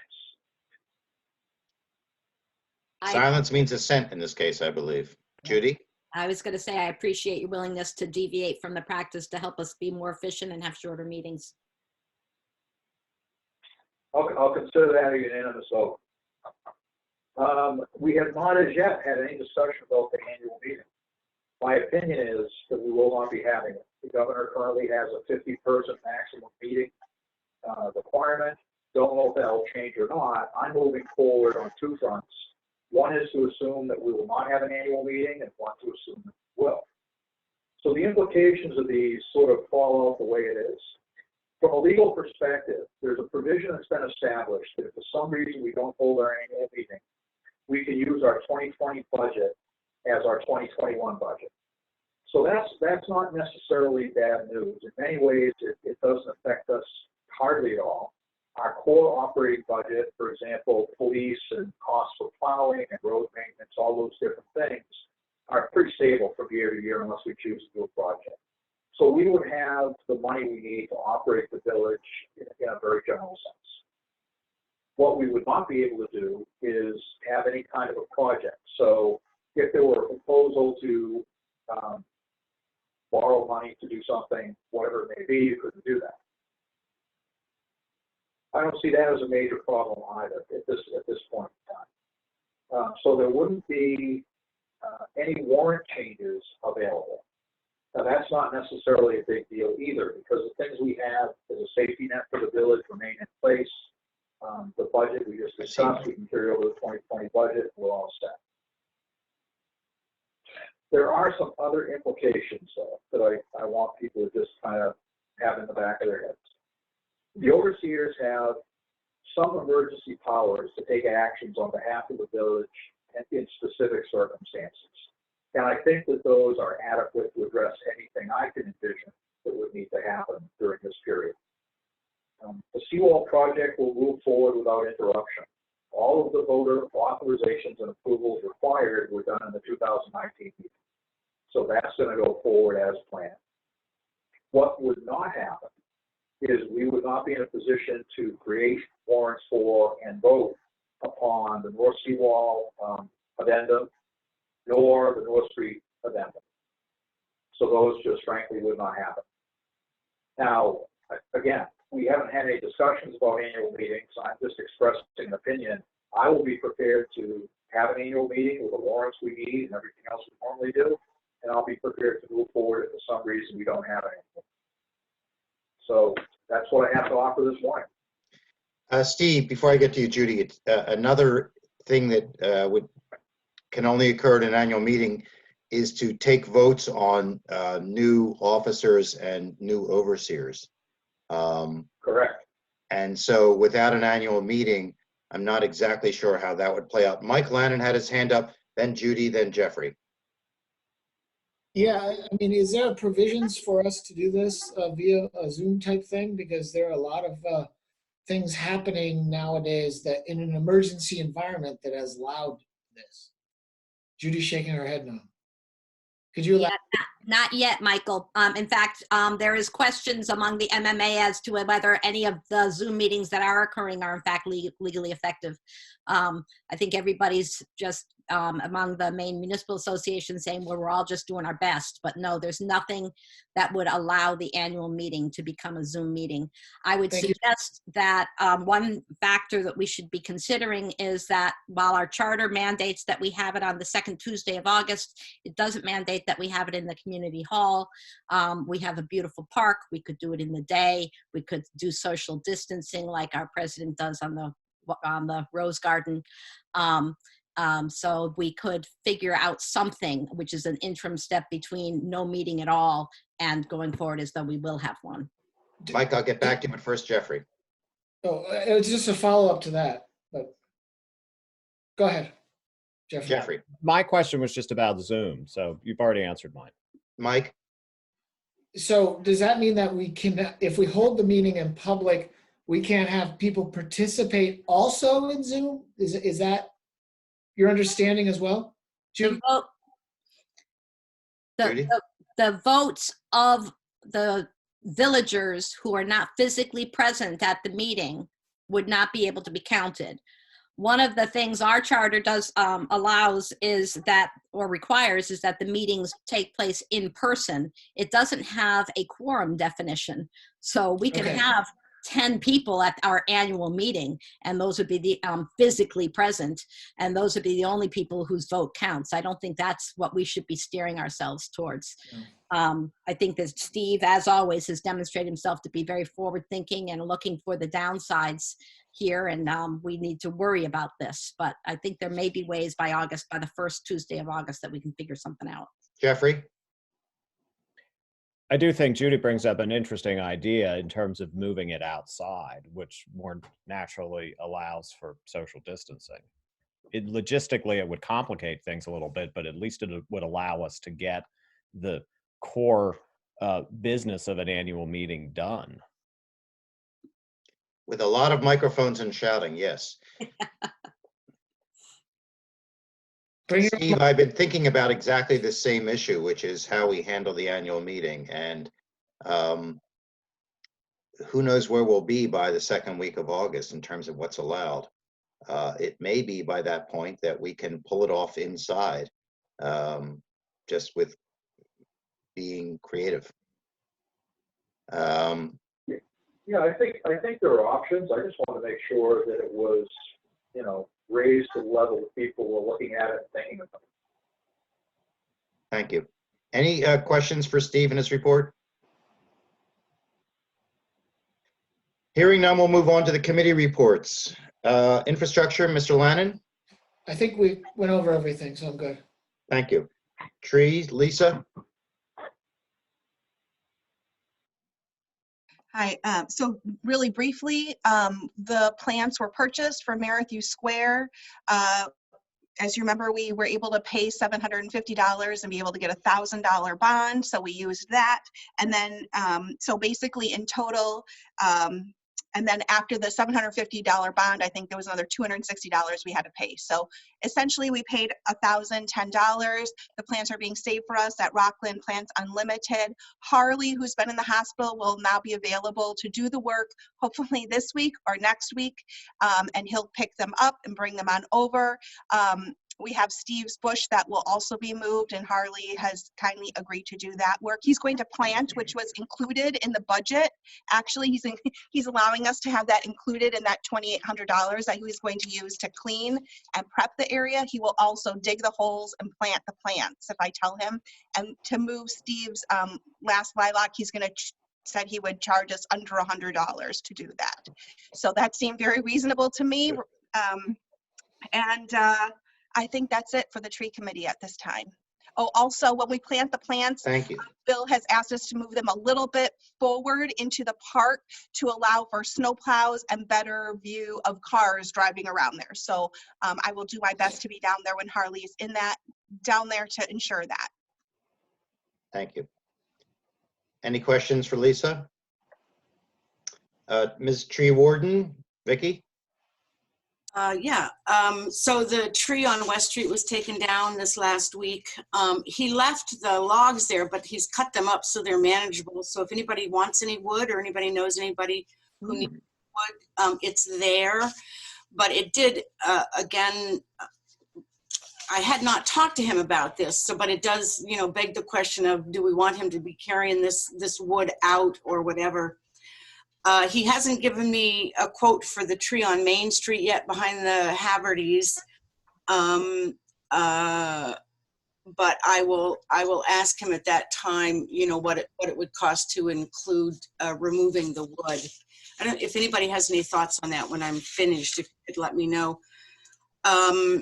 The other is the tree works. I had been told they would be here this last Friday to do the treating of the trees for the brown-tailed moth. He didn't show up. I contacted him. He's going through Northport and anticipates he'll be here this next week. He gave me, you had approved up to $1,500 to treat the tree in Bayview Park, the oak tree with 2 trunks. And his price was $820, so that was nice.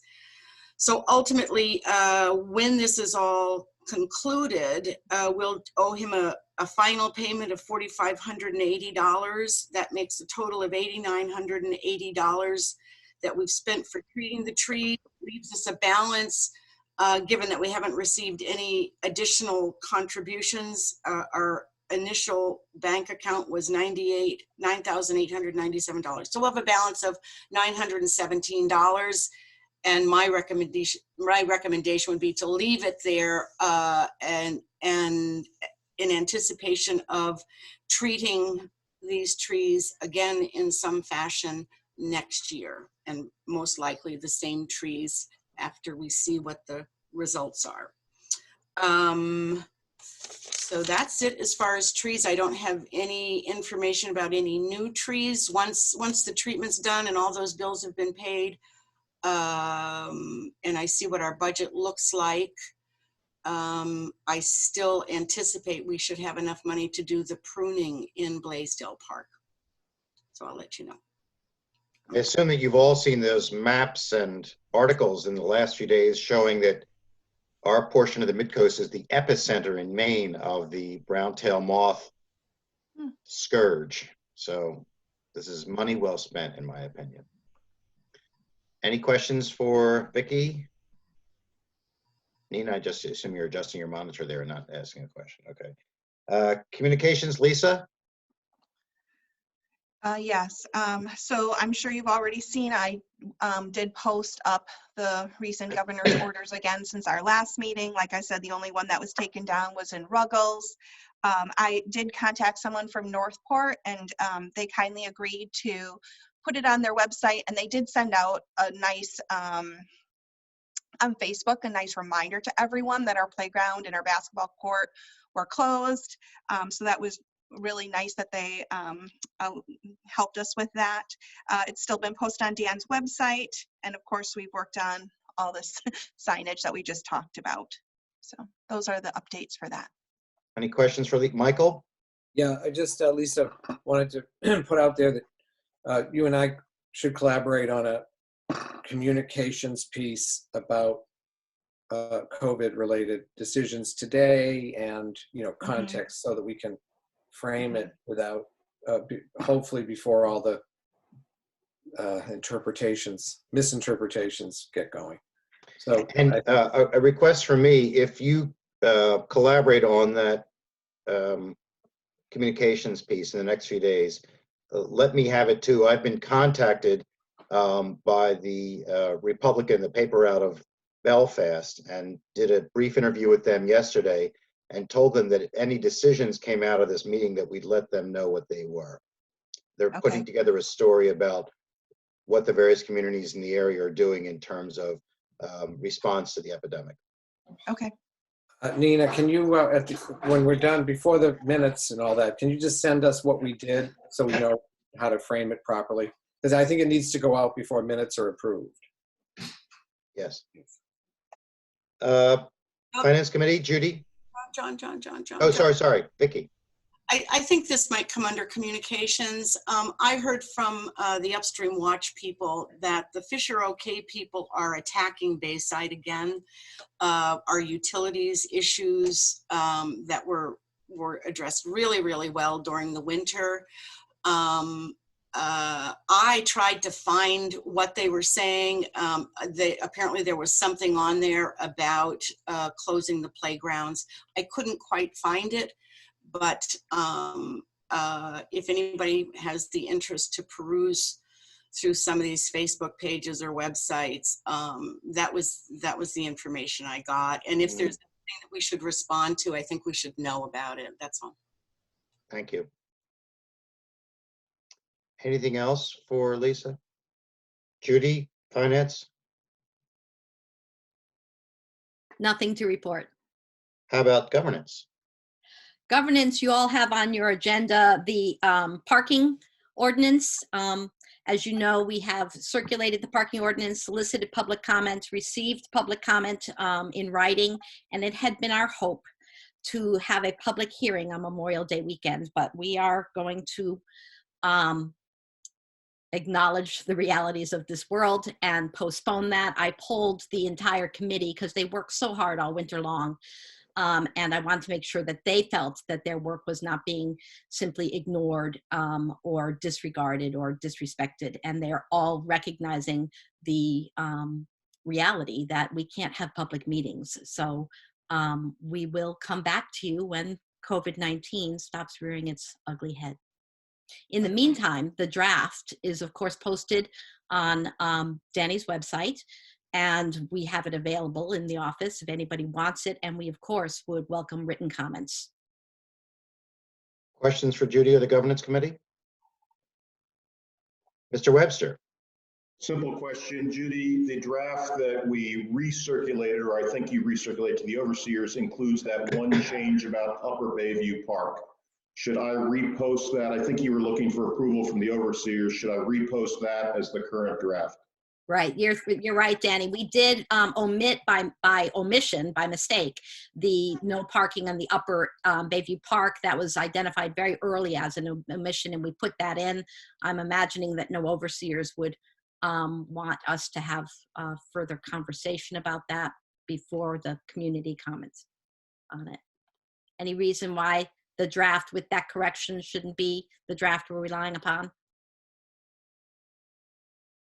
Seeing none. You can always comment on that, right? So. Right. Personnel Committee, Jeffrey? No report. Utility Committee, David or Judy? David, would you like to speak? Microphone, David. I think he's deferring to you. I would let Judy speak. We had a useful meeting, and I think that we have a direction to go. But why don't you let Judy give you the details? I'm happy to. We met on Friday at 2:30. The superintendent's report was shared.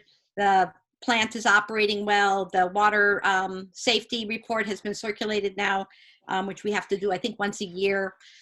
In particular, when we last had our meeting on April 19th, we discussed that the bid would be opened the following Friday, April 24th.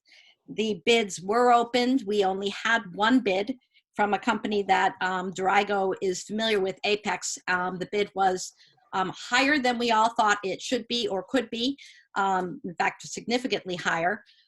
So we discussed on Friday where we go from there. And I believe we have we directed essentially three actions on the part of Dick McElhaney and Tim Sawtell of Dorigo Engineering.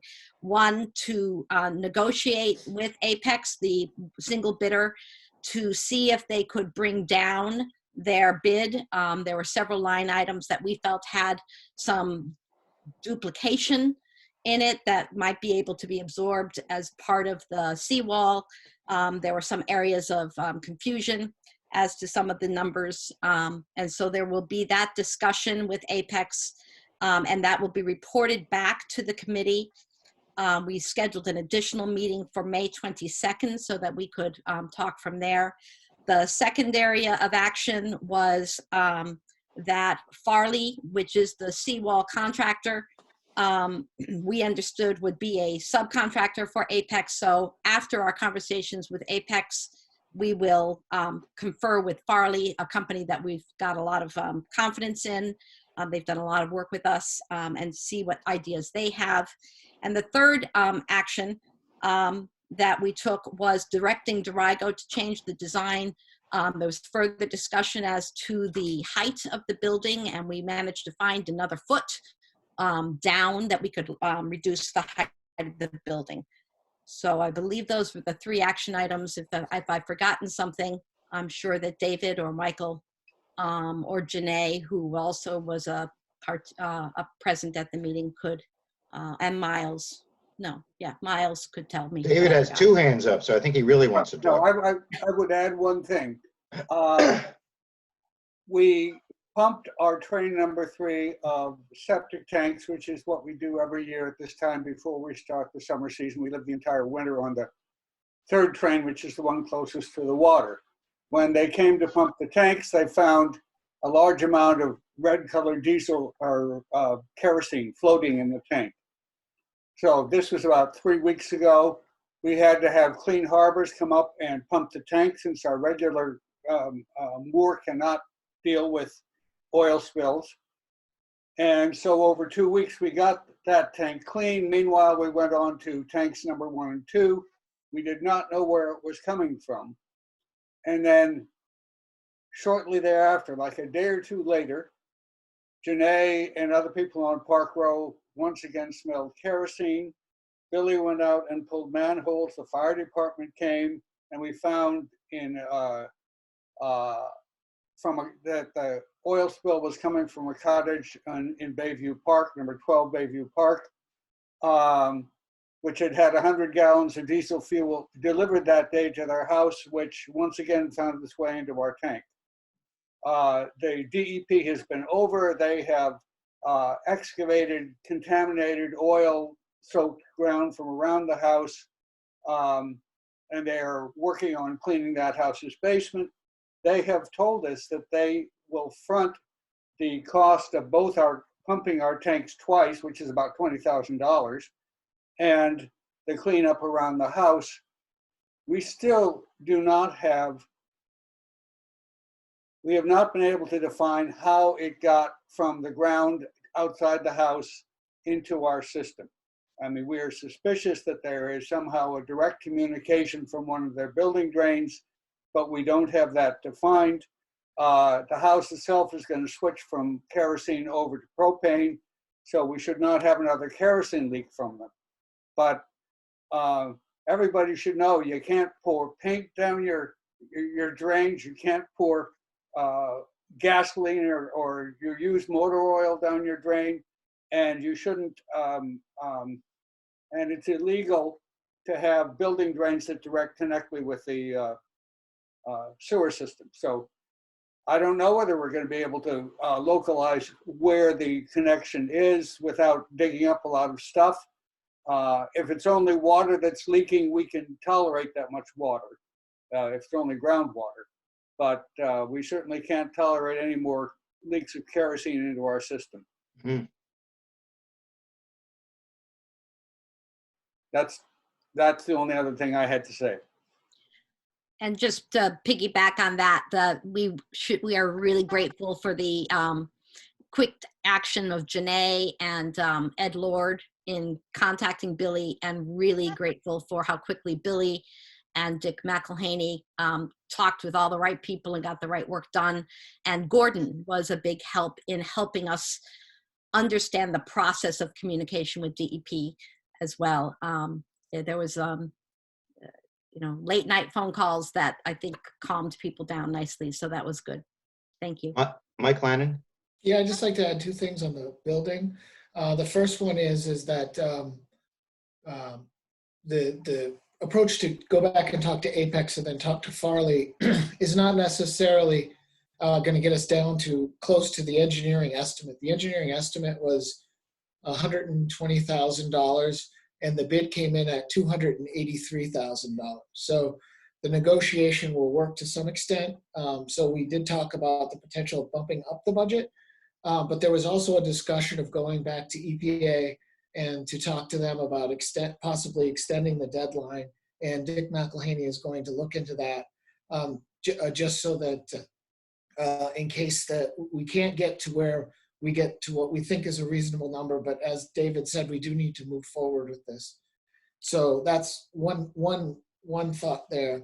And the second thought was we had talked about reducing the building height by putting in gates, floodgates, and I just recently learned that the engineer suggests now that we are in the VE zone, which is the wave zone. And that means that you can't use floodgates for that, but you also need to have the bottom of the structure needs to be allowed to break away.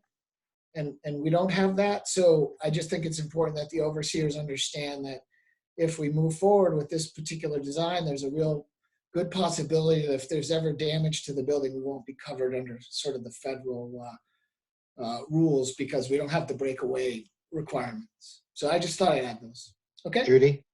And just to follow up on the communication with the EPA, we do quarterly reports to the EPA and DEP in accordance with the deadlines that we're working on, and the next one is due June 1st. So that's going to be part of our normal report in any event. Good. I also want to report that I spoke to several, there is an opening on the trustees of the utility department in one of the community members, the lay members as Judy calls them. And that's because Gordon has resigned. And I spoke to several people at our last overseers meeting. The agreement was that if there were multiple nominees for the position, I would interview them and make a recommendation. And my recommendation is that Janae Novotny be the new trustee for the community member trustee for the utility department. I spoke to several people and everyone was qualified. It's great. There's a lot of interest in it. So do you need a motion to do that appointment? No, I don't believe so. I haven't with other committee members that I've appointed. Jeffrey? And this appointment is for the remainder of what would have been Gordon's term? Correct. Okay. And which is a year and next, change. Yeah, year and change. That's right. And part of this process was for us to refresh our memories as to when all our terms end. And we've shared that with John, and John is if John has not yet circulated that, then has said that he would, to remind us all. So there is a, yes, all right,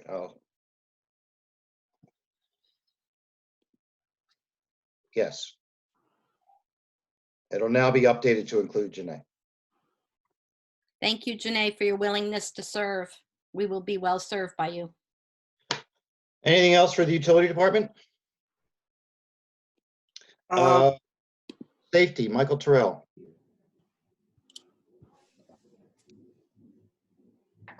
The only thing we have to report is we have the situation with the lifeguards. Mackenzie just called me as we started this meeting, so I haven't had a chance to circle back with her yet. So, but we have one lifeguard currently retained. Scheduling, we had left it until the next safety committee meeting to refine scheduling. We may in fact have a situation where we only have one lifeguard. Number two, the police situation, Danny Riosa is underway en route, hopefully, from Charlevoix, Michigan. He has been in touch, as has Thomas Parker, the new lifeguard, with Nina to sort out all the paperwork, et cetera, that's required. Yeah, that's all I have for now. We're probably going to meet next week as a safety committee. John, and to one point, I think you raised about the COVID task force, and are we now officially out of business? I would think so, unless I think that much of what we were trying to do is get us to this point, and obviously we're in good hands with all the other committees. That's what I have. Do the overseers agree that the task force has done its work and can step aside? Any comments? I think that this task force has done more than its work and its share, and I appreciate very much the dedication and time that they took. It was hard, and it reflects in the results. It may well be that there's need for the overseers to address ongoing issues regarding the pandemic, and if so, we'll do that within the context of the overseers meetings. Thank you very much, Michael, for chairing that. Waterfront safety, Jeffrey. No report. Town of Northport, Vicki, anything besides the taxes issues? Go ahead. Just a reminder that the municipal election is June 13th and the Northport town meeting is June 15th, unless they change that on Monday, and I'm not sure how they're going to handle that. But the only thing I wanted to say is a couple of years ago, when I was a much younger and much more naive overseer, the question came up with the town of Northport about the $25,000 that they contribute to the village every year. And I use contribute lightly. And so Judy had sent me then an explanation of what that was all about. In trying to find it for this current event of them reducing that $25,000 to $15,000, I asked her to, because I couldn't find what she'd sent before, but I know it's here somewhere. She sent me an explanation. I would like to request that this explanation, after it's reviewed by all the overseers and anybody else who might have some input, be put somewhere in our village information. And I had told the select people at the Northport office that I would get them the background of what that $25,000 donation they made, or contribution they made, was all about, so they had an understanding. And they really, they had no understanding that I'm aware of as to what it was all about. They just thought they handed over $25,000, but you know, it's much more complicated than that, and we're being extremely generous with the town. So I'm going to send this out. If there's any objections to me sharing this with the town, please let me know. The meeting's tomorrow. Okay, any comments? It may want to move through Lisa and the communications committee first. It may, I don't know what this document looks like. Steve?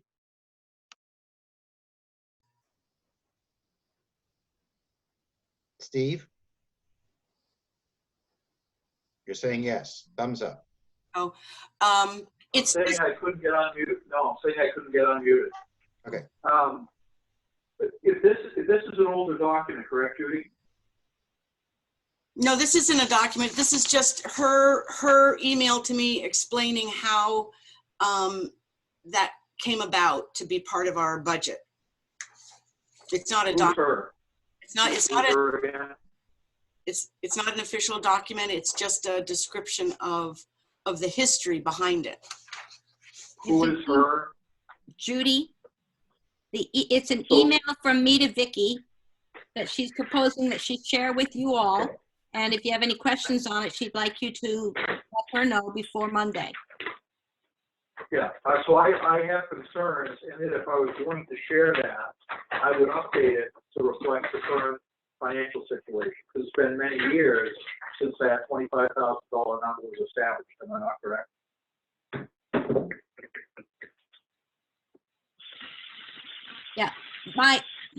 The email doesn't discuss the 25,000 per se.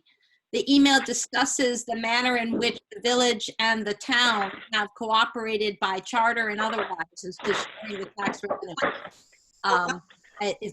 When I wrote it, I did not do any, it's simply, we were created in 1915. We changed our charter in 1957 to voluntarily give up our 60% tax rebate, whereby all the 60% of every tax dollar that we gave to Northport came back into our coffers. That was changed in 1957 because the school had burned down and the town needed to build a new school and could not, of course, do that if it didn't have its access to the 60%. At that time, our charter was also changed so that the charter as of 1915 said that the town had absolutely no obligation to maintain or plow or take care of our roads at all. In 1957, when they gave up the 60%, they also absorbed the obligation to take care of our roads. Of course, they don't, because we have always felt as a community that it's best for us to take care of our roads. And so this $25,000 developed as a way of giving a piece of money back to substitute the performance of the roads, including the snow plowing. And that is the history. There's nothing in this email that says they ought to give us $25,000. It just says how we got here. Vicki? Okay, thank you. If you like, when I present this to them tomorrow, I would like to leave the door open if Steve, if you want to have more of a conversation with them, if there's any changes to be made next year when they're looking at their budget.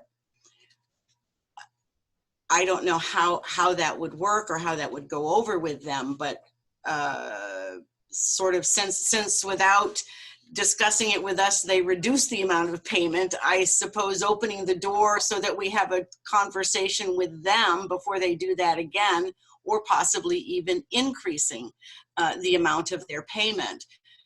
Does that sound reasonable?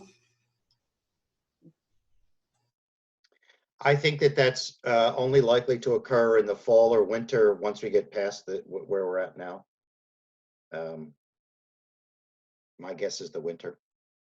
It's my understanding that this, in their budget meeting, is when they reduce this, and that's when they sent out the email to us to notify us of that. Right. So I can present this, make sure we're included in at least in some budget meeting to hash this out between the two communities. I think it's really important. And as you'll see in this email that Judy put together, again, we're extremely generous, and we want nothing but to be good neighbors. Right. Vicki, what I was expressing was that I'd rather it not go to them as, for instance, a forwarded email from Judy. I would prefer that it go as a document from the Northport Village Corporation. And if that just means cleaning it up a little bit and putting a logo on the top, but I want it to look like an official document from here, and it'll carry more weight. And that's all. So when I email this to you, you'll clean it up and send me something? I'll clean it up this afternoon, yes. Thank you. If you send it. Any other questions for Vicki? Mike?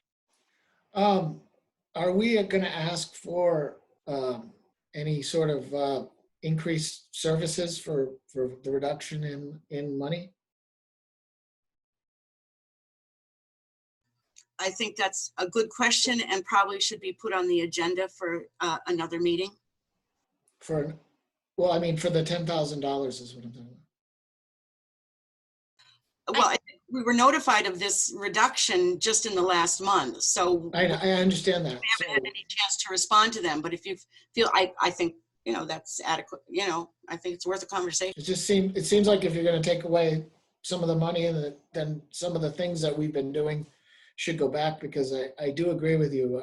Our ratio of taxes to the town are substantially more than our share of things that we use. And we are part of the Northport community. I understand that, but there's always been sort of this trade-off. So I was just wondering if that was at least going to be a discussion item. Judy? I think we want to be very cautious in approaching the town and saying, well, what are you going to give us for our $10,000 therefore? And I know that's not the tone that Michael's expecting us to take, Exactly. I understand. but I think that what they expressed was as a consequence of their budget. They felt that with COVID-19 and with the high unemployment, that this was not the year to, quote, give us the money. I think that an education is the first place to start, to remind that it's not really a gift. It is a reallocation of tax resources in exchange for services that are supplied by us in lieu of their obligation to do so. I think we start with the education. We have such a good working relationship with Barbara Ashe, with Amy. I think that we want to start as any taxpayer would, which is reviewing how is it that they're suggesting their tax dollars be spent. There's lots of warrant articles here that, they give, for instance, the food pantry every year. They are trying to take care of their citizens, which include us, and we just want to help them make those good decisions. Vicki? Judy, as always, is extremely generous. And yes, I think they've tried to work with us, and they understand also what we can contribute. But I want to also say that for the one other year that I'm aware of, they were questioning that amount of money, and that year they passed it. I'm hard pressed to not think that they were looking for a reason to try to reduce this. It's a whole new board. I think education first is the first piece. Mike? At last year's town meeting, I went to it, and the chair voted against the 25 grand as the recommendation in the budget. So that's what we're up against here. Right. But we educate and explain. Yes. Anything else for Vicki? Report of the president. A couple of things I want to hit. Often I pass, not today. I recognize that the morning's getting late. There was an issue raised at our last overseers meeting, which was on April 19th, by Mike Lannon towards Judy about her role in the utility department. And Mike, I want to pass things off to you to sort of address that. Yeah, I think that the issue is related to her law firm doing work for the utility board. And I think that that's more of a global issue that we need to discuss about just overseers and officers in general having contracts with their firms with the village. So I would withdraw that complaint at this time, but after the COVID, I think we should discuss how we could go forward with sort of limiting that in the future. I would think that maybe we should be looking at outside a lawyer on call, and then Judy can help us understand what they're saying in the future, as opposed to having her firm do these things. So that's is that okay? Judy? Yeah, I think that it's important for people to understand where there is a relationship and where there is not. I think if you all look at your annual budget, you will see that there's a line item for legal services, which is at virtually zero. There is no law firm that is on retainer with the village. I think that Mike's suggestion that there was a conflict of interest between my decision-making and the firm being involved was in response to his concern about the design of our building. And at that point, I made clear on April 19th that any relationship Eaton Peabody had with the securing of the enlargement of the deadlines that we were dealing with arose as a consequence of my having recused myself from any discussion about retaining Eaton Peabody for that isolated task. If you look at the minutes of the meetings of the utilities department, you'll see that that was a decision to retain Eaton Peabody for an isolated task in January of 2019. That task was completed by February of 2019. You will see from the bill that Eaton Peabody, that the village paid, that I had absolutely no involvement in any of that. Dick McElhaney, as he always does, handled it very well. And we secured exactly what the Eaton Peabody was retained to accomplish, which was changing all the deadlines that we were under on the licensing for our wastewater plant from an immediate obligation to test in exchange for the deadlines being extended till getting the building on track by January 1st of 2021. So I think it is really important to assure that with all the decisions that we make, we always assure that we're making the decisions in the context of what's best for the village and not based on any self-interest. But I think the conversation, having been introduced, is factually and has a predicate which is not consistent with the record, which is that there was never any and will never be any self-interest with regard to me in my involvement with the village. The next item I'd like to address is the annual report, which is associated with the annual meeting. Even if there is not an annual meeting, and that seems to be highly in question, there will be an annual report that is not dependent on the annual meeting. And so once again, I'll play my role of nudge and tell all of the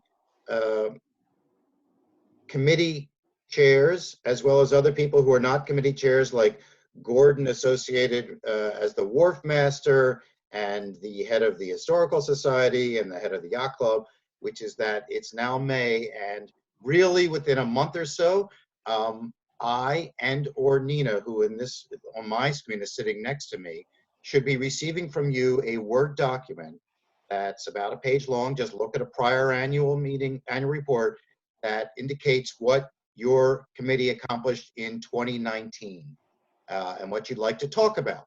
And that can be a half page, that can be a page, that can be a page and a half. It's up to you. We'll organize it afterwards. Just get us the material. And by June 1st or so, I'm going to start getting back to individuals saying, where is it? Because I've contacted our publishing house and they're moving ahead. Their assumption is it's all systems go.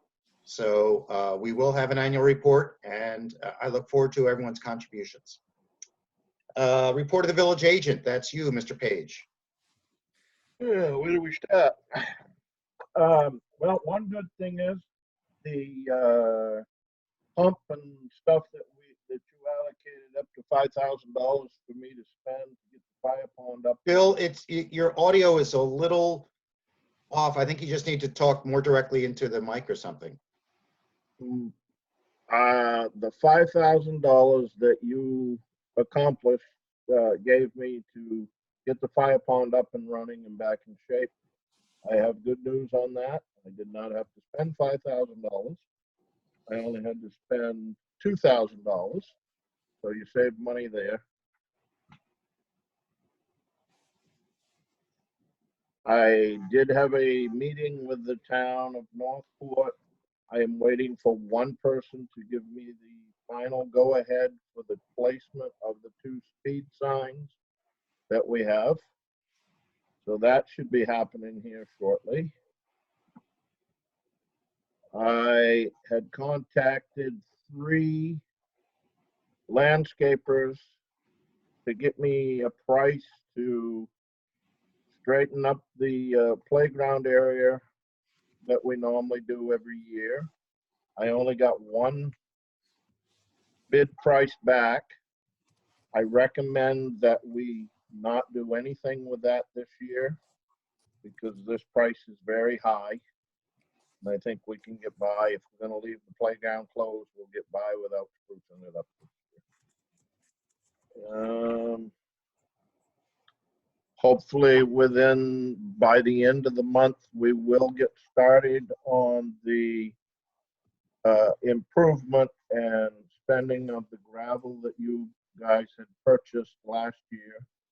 So we're gonna get started on Upper Griffin Street, on bringing that road up. And also we'll get started on some of the spring maintenance as normal. The boat float, I have been trying for 6 months to round up these 2 different welders to do some work on the rampway for the boat float. I have not got anywhere with either one of them yet. The last guy I spoke to last week said he'd come down that day, and I still haven't heard from him. But they're all having difficulties with this COVID, so that's kind of a question, but I think we can get by if we have to, if we can't do that repair this year. And I believe that's pretty much it with everything else that's going on. It's been really hectic and crazy. Vicky, question? The building that they just renovated on Main Street next to the fields, when they put in their new driveways this last week, they covered up, is it a culvert? Is that the pipe that goes down where the water goes? And behind the jail over here on Griffin Street, there's a water issue. I'm sorry, another water issue. And so Frank Field and his family are a little concerned about where this water is going to go now that that culvert's been closed off. And you might want to take a look at and see the gully that is being eroded away behind the jail. Are you familiar with this? Frank said he'd spoken to you about it. Yes, I had just talked with him just the other day, and they had just, I was trying to work because Frank Fields is going to hot top his driveway, and it's a big issue with, he has a metal roof, and now he's going to have a hot top driveway, that water is going to end up out in the street, in Main Street. And there was a little opening between the 2 culverts from his to the neighbor to the south. And the contractors with the neighbors to the south went ahead and filled in that opening. So I am at the point where I've got to go back and take that out, because we need to get that rainwater that's going to be coming from Fields into that culvert there. If we don't, we're just going to be washing the street out.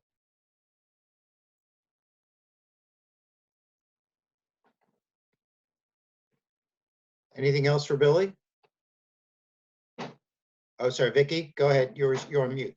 I'm sorry. Yeah. Why would we have to do that? It's their contractors that did it. Why don't they come and put it back the way it was? If you want to wait for that length of time, yes, we can do that. But we can also turn around and charge them, or charge the homeowner. We have to do that on the utility side already, because they buried the water shut off to the house. They buried it 1.5 feet I saw under the ground, and I had to dig that up the other day to turn the water on, and I did not fill it back up.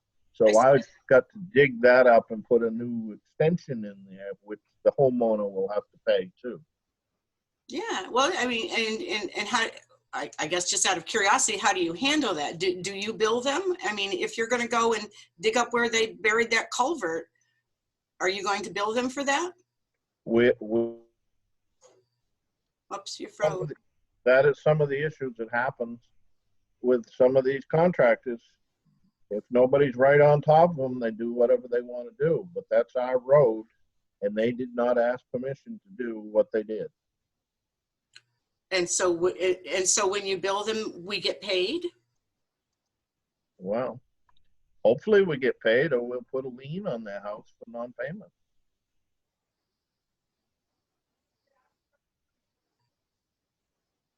Okay. I guess. Any other questions for Billy? Report of the office manager, Nina?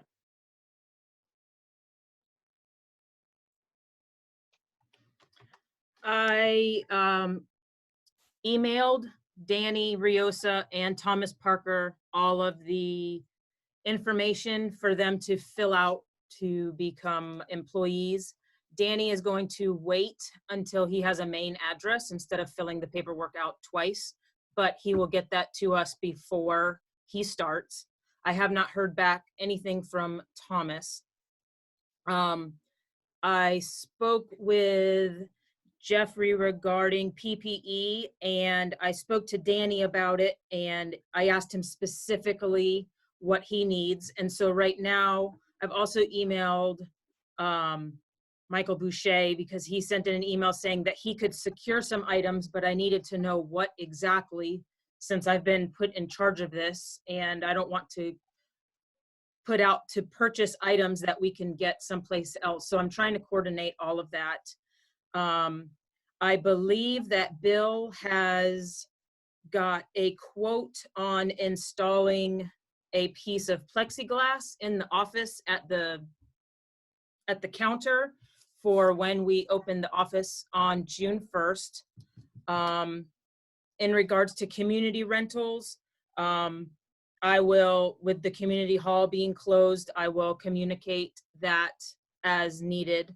Also, I would like to float the idea, because my position has been where it started and where it's going and what it's taking on, which is not a problem in the hourly rate that I was hired at. I would like to float the idea that we start with certain tasks. You're paying me a certain hourly rate, which paying somebody $30 an hour to scan paperwork is downright ridiculous. You're wasting your money. I have employees. There are some of these positions, and I've spoken to Steve about this, in that his needs for me are not being addressed because I am bogged down in office work. And I could, my employees are not out and about in the town and partying or any of those sorts of things. They are wearing masks, they are quarantining at home, they are on the same people. My suggestion is that in regards to certain tasks, and if it means the person in the office, I put a employee of mine in there at a lesser hourly rate. Something along the lines of that would be closer to $20 an hour as opposed to $30 an hour. So in helping with money, I understand budgets and everything. And so to let me concentrate on what you need me for, but also getting your office manager position taken care of. I have a good handle on the things. We've started changing processes and getting things more organized. But that is my recommendation on moving forward, so that you can get what your money's worth and you can also get the tasks done and manage, so that one of you doesn't have to, like Steve, do things that, you know, are not inside of his wheelhouse. Steve, you want to comment on this at all, or no? It sounds like something that you could coordinate with Steve, so go right ahead. Okay. Thank you. Yep. And regarding the PPE, one more thing, regarding the PPE, with it being so long out to purchase things, how are we going to handle the cost for that? I mean, we're talking masks. Danny has requested N95 masks, and which, as we all know, are practically impossible to find. So I need to have either a budget, or, you know, what do you want me to do to get this handled, as opposed to here, just figure it out. I need some direction as to what you want me to do and what my limits are and what I should get and who I should report to. Steve? Yeah, so I just want to kind of back up on the you and Steve can work it out. I don't think that's correct, and I don't think that's appropriate. I'm going to work with Nina to get her up to speed on treasurer-related responsibilities, budgeting, financial statements, and the things that she's intended to take over to make the treasurer role more realistic for people going forward. When you start talking about office staffing and things like that, that's not in not one of my responsibilities. That falls, I think, broadly to the personnel committee, if you want to look at it that way, to decide how you're going to run the village. So just an observation. That isn't something that I feel I should be responsible for working out. Mike? This is usually the part of the meeting where Mike Terrell says that Jeffrey Wilt has to do that. That's true. Yeah, And but I'm Jeffrey has muted. his hand up. Jeffrey, is that the case indeed? I'm muted. Yeah, so the personnel committee will look at this. I think it makes sense for it to be in the personnel committee. I think the whole notion of tasking Nina with getting supplies relative to PPE and sanitizer and stuff, that too came out of the personnel committee. We don't have really any guidance to give in terms of a budget for that stuff. So that's something we're going to need broader guidance from the overseers on. But the other we'll work on. Steve, Kaz, and then Judy, and then Vicky. Yeah, so I will within the next few days get you the year-to-date financials, which will include sort of a forecast of where you may or may not have money that's available for this, that, and the other thing. We had a contingency fund that was only $9,800, and we have found a whole wealth of very good things to use that money for. I don't, in terms of the needs for whatever they may be, signage or sanitize or anything, I think you're going to come down to some priorities and say, I can't afford to do all these things. Or as an example, if your lifeguards, if you have one lifeguard and you're only going to cover 5 days a week, well, that's going to save you some money that can be dedicated to whatever it needs to be dedicated to. But there was no budget for this because no one could foresee that we're going to be dealing with this kind of a pandemic. Judy? Right, and as to Nina's comment on surely the amount we pay her to scan, we should think about the quality of the task. When we first interviewed Nina, or when I first interviewed Nina before she was officially interviewed, that was one of the things that she specifically talked about, was that her capacity with her staffing and how we could have a staged or stepped fee. We have not really had a chance to talk about that because of the COVID-19. Nobody's responding to our office manager advertising. I've been incredibly grateful for Nina, who has never said, well, that's not what you hired me for at any point in the last 4 months. She's been doing a terrific job. But I think this staging is something that the personnel committee needs to look at. And I'm grateful that Nina is reminding us that that's out there. Vicky? I rethought what I was going to say. You've got one employee asking for N95 masks, and I believe we have to give them what they think they need. But is that the policeman? Yes, I'm not asking necessarily for input on what we need. Obviously, we have sanitizer. No, all I want to know is I can't really go out and I can get pricing, but until we come up with a number, if I can find N95 masks and they're, that's what as police officers, they're using, and that's what they are requesting, what part of my budget, if I can play around with the numbers and get it there, or do we have someone who has some hanging around somewhere that we can use? I just need I need to know who to talk to, and I need responses so that I can gather all of these things. I can put it together in a minute, but I just need to know, what's the budget? Is it $20? Is it, is it $150? Then, I can shop very frugally. That's not a problem. I just have to have a directive. And I'll shop frugally regardless of what the budget is. Mike, I'll get to you in a second. But would Bill also be wearing a mask too? Am I correct? This is for all employees. Correct. Yes. Mike? Yeah, I think what Nina's getting at is how much do we want to look for quantity discounts, and how much of this are we buying? How far in advance are we buying all this stuff? Because I think that's really kind of gets into how much of this we're asking her to buy. Is it enough to get us through July and then see where we go? Or are we trying to get the best discount on it, knowing that this might extend past the summer? I think that's the kind of direction she needs.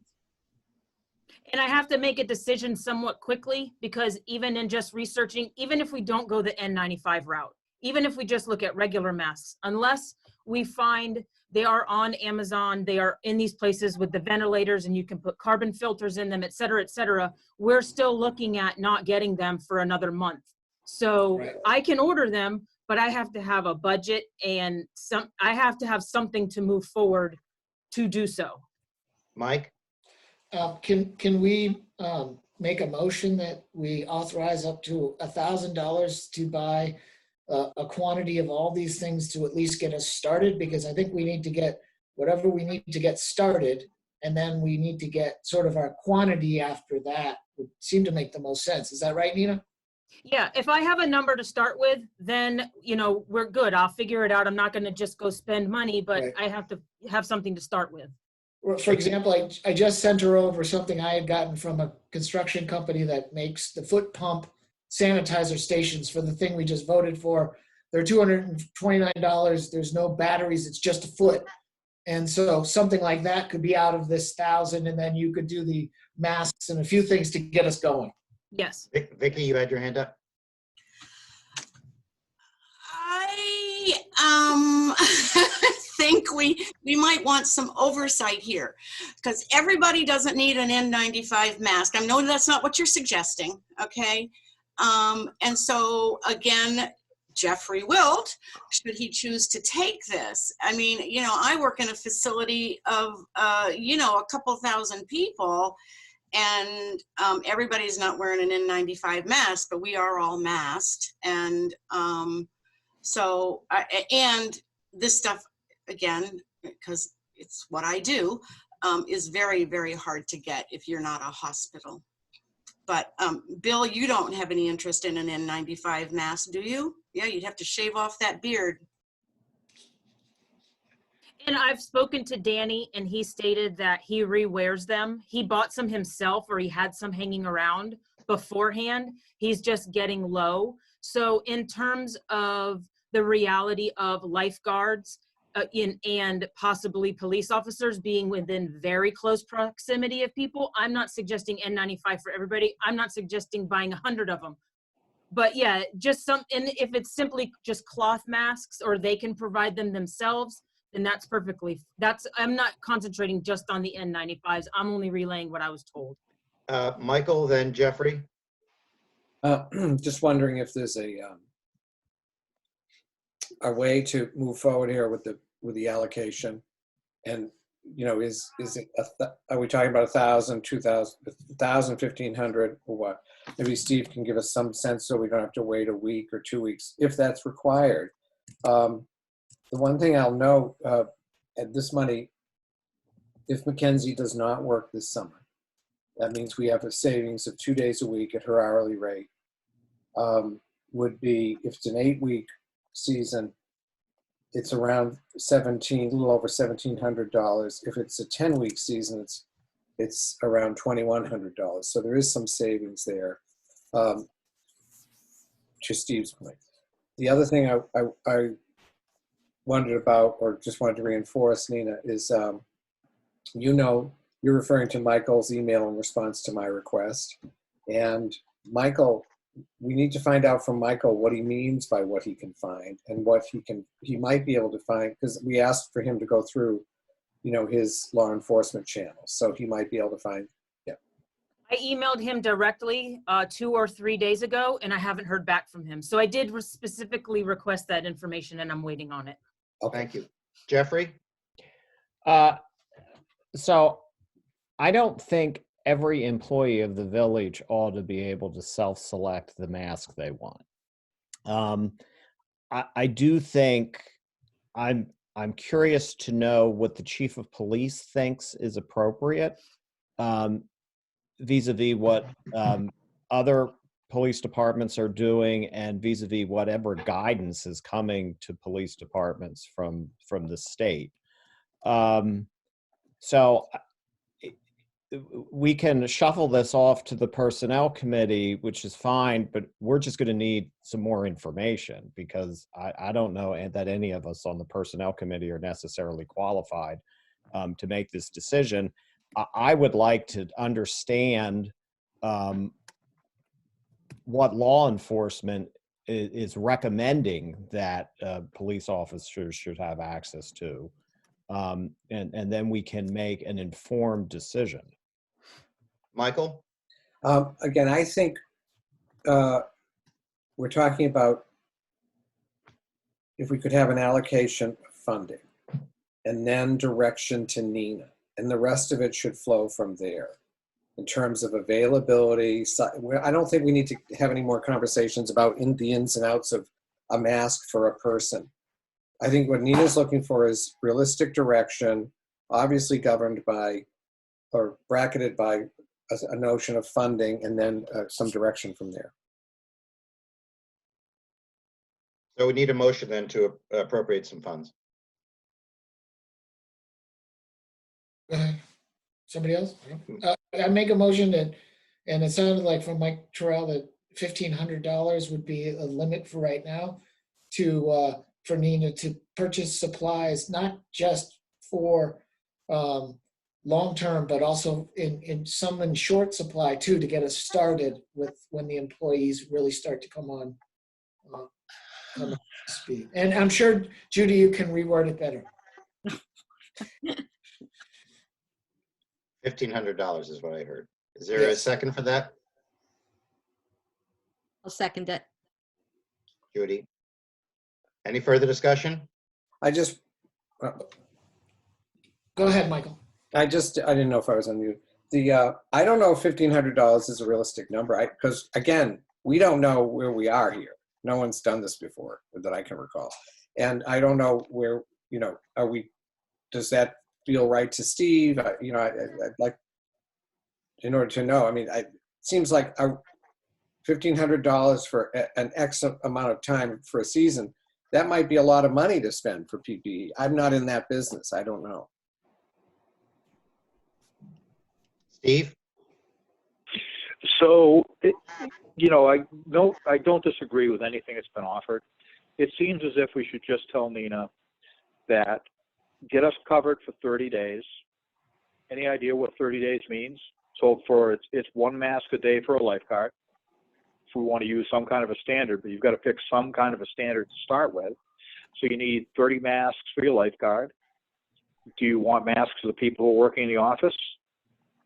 Probably. So we're going to be open 3 days a week, as I understand it. So you need enough masks to cover that. And you can just do the math to say, in rough numbers, we want to make sure we've got X number of masks.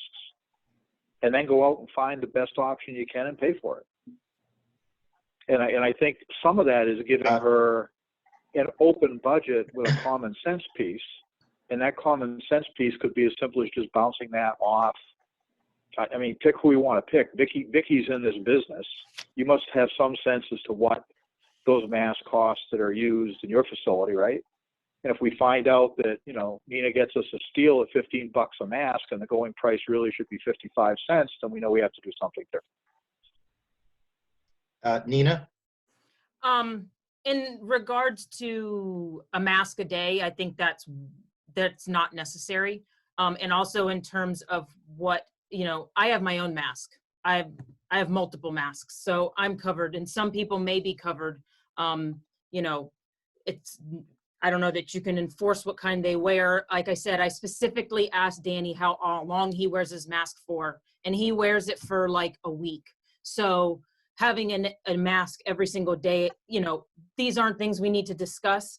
I just need, if you've given a dollar amount, that's all I need. I'm not going to fulfill that number. If I'm just going to go out and get prices, I can work with Vicky on making sure that things are, in line, or whomever else I need to. I just needed a number to find out, if we're talking 200 versus 1,000, that's a big gulf to distance. But you giving me a number, if you want to vote on it, we can figure out the rest at another time. That's not a big deal, because I'm not going to just go spend the $1,000 today. Mike Lennon? Two things. One, I think we have a standard sort of up to $500 village agent or office manager could spend that, but I think we're beyond that in this. Even if you just look at the sanitizer alone, you buy that station, that's $250, and we probably need to get one of those thermometers because that's what is required for everybody to have in case you need to check your employees. And then the sanitizer itself, if we go through a gallon a day, or I don't know, a gallon every 3 days, that will add up too. So we do need to just have some supplies to get us through that 30 days. And I think we need more than the $500, I guess, is the point. And it's my understanding that we need to authorize something. And if that's not the case, then that's fine. There's a motion for $1,500. I'd like to take a vote on that, please. All in favor? Well, hold on. Is that, the motion, can I just have clarity? It's not just for masks, so it's for all required PPE. Correct. And Okay. Nina will report back to us as to where we go from there, Right. Okay. which may be before the next meeting. All in favor? I believe that's unanimous. Thank you. Vicky? I'm saying here, it's talking about a thermometer. I don't believe we have any need for a thermometer. I just got to say that. Got it. Okay. Okay. It's Anything else for Nina or from Nina? OSHA says it's necessary, so that's the only reason. By the way, people, my internet connection is starting to act a little wonky. So just as an FYI, at some point I may be zapped out of this meeting. And if so, Vicky, you're going to pick it up and carry it forth from there as the person who usually fills in for the president. I don't think that's going to happen. I'm just letting you know. Mine might be going down too, now that you mention Yeah, it. I'm thinking that Yeah, mine. I think mine's. And this is an incentive to move forward quickly. Comments by meeting attendees on agenda items. Questions? Morgan Knott. Unmute yourself, please. All right, thanks. I want to thank everybody for the terrific amount of time that you put into this, just everything. And I had a few comments and questions, procedural things, that sort of thing, because you haven't seen me here before. Procedurally, I waited until the end to speak. Was that appropriate, or did I have an opportunity to speak during the meeting? There was at the beginning of the meeting, we have two opportunities at the very beginning and the very end of the meeting for attendees to speak. Okay, so other attendees should have waited to the end or spoken in the beginning, correct? Whatever. In general? Up to you. Okay. All right. As I listen to talk of monetary and the fiscal restraints and it's hitting us mid-year, is the village able to seek FEMA reimbursements? Or are they pursuing that? I'm unaware if that's whoever. Well, you've incurred expenses due to a declared emergency, and you're going to have public safety and health measures that you're taking, and I would think that FEMA would reimburse you for things. I'll leave that up to the safety committee to follow up on. Okay. Turning to the North Avenue drain project, it's not a street.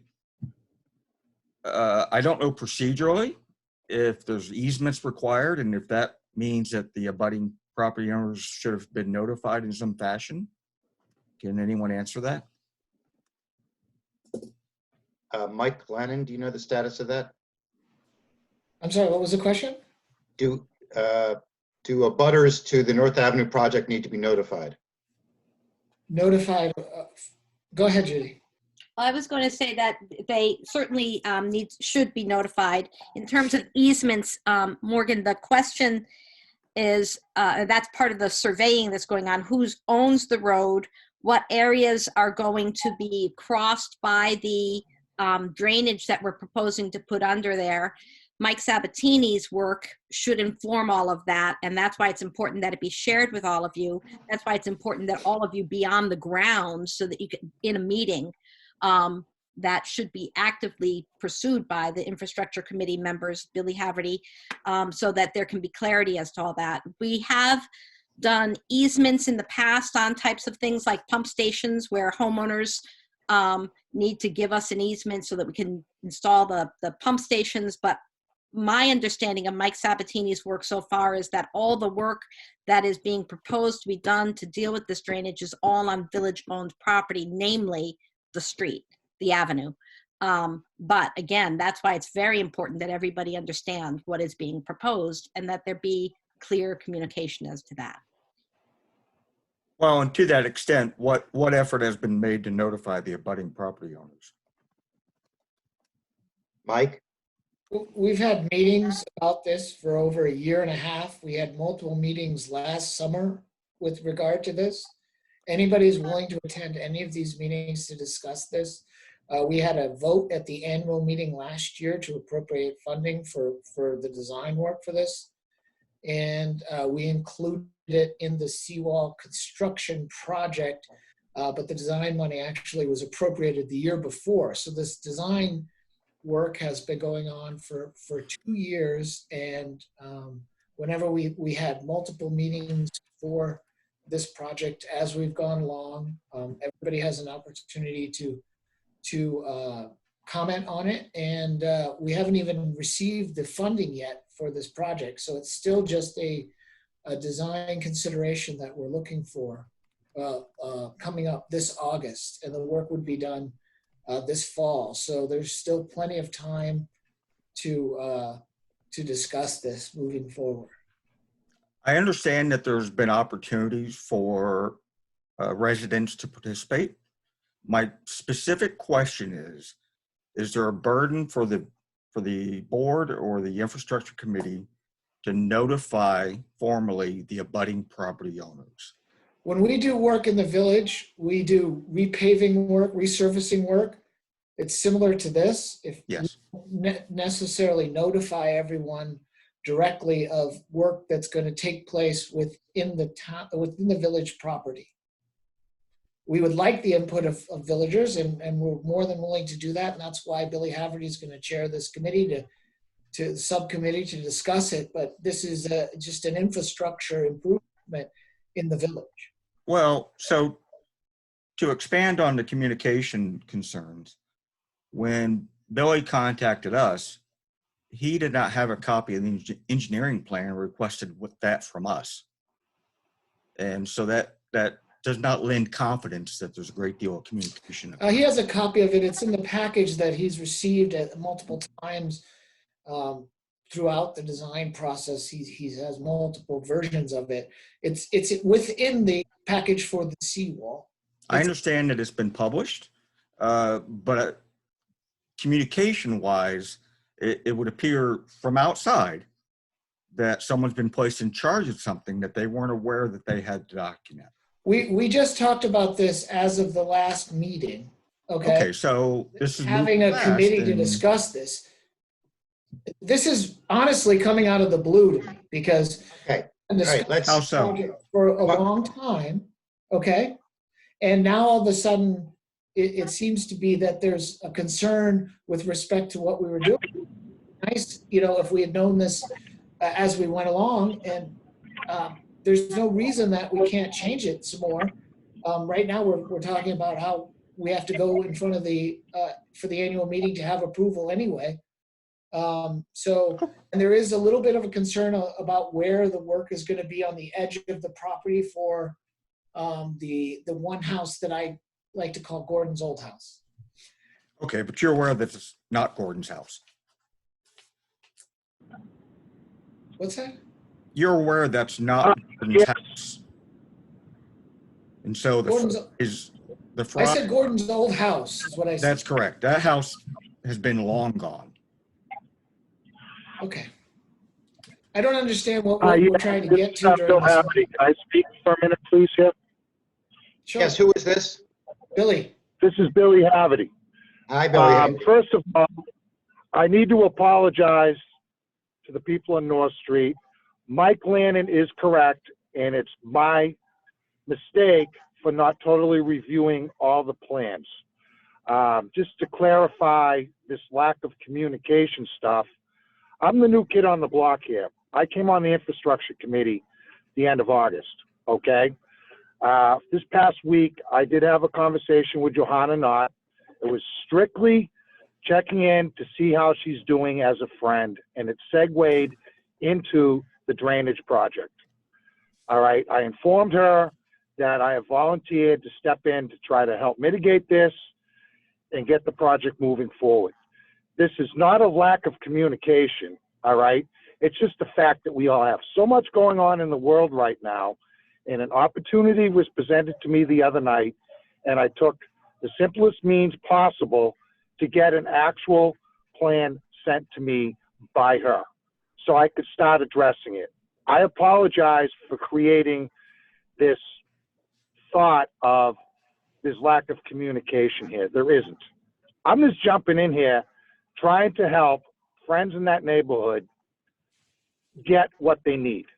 So I think at this point, it's important that we press the reset button, we start from scratch, and we move forward to try to get this project across the finish line.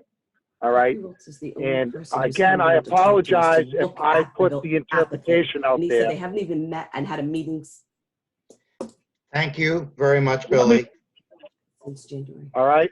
And it's appreciated. So again, I apologize that I put the perception out there that there's lack of communication. All right. I'm trying to promote more communication and put friends' needs to rest that will come up with a reasonable solution to this problem. That's all I got to say. Thank you. Jeffrey, Will?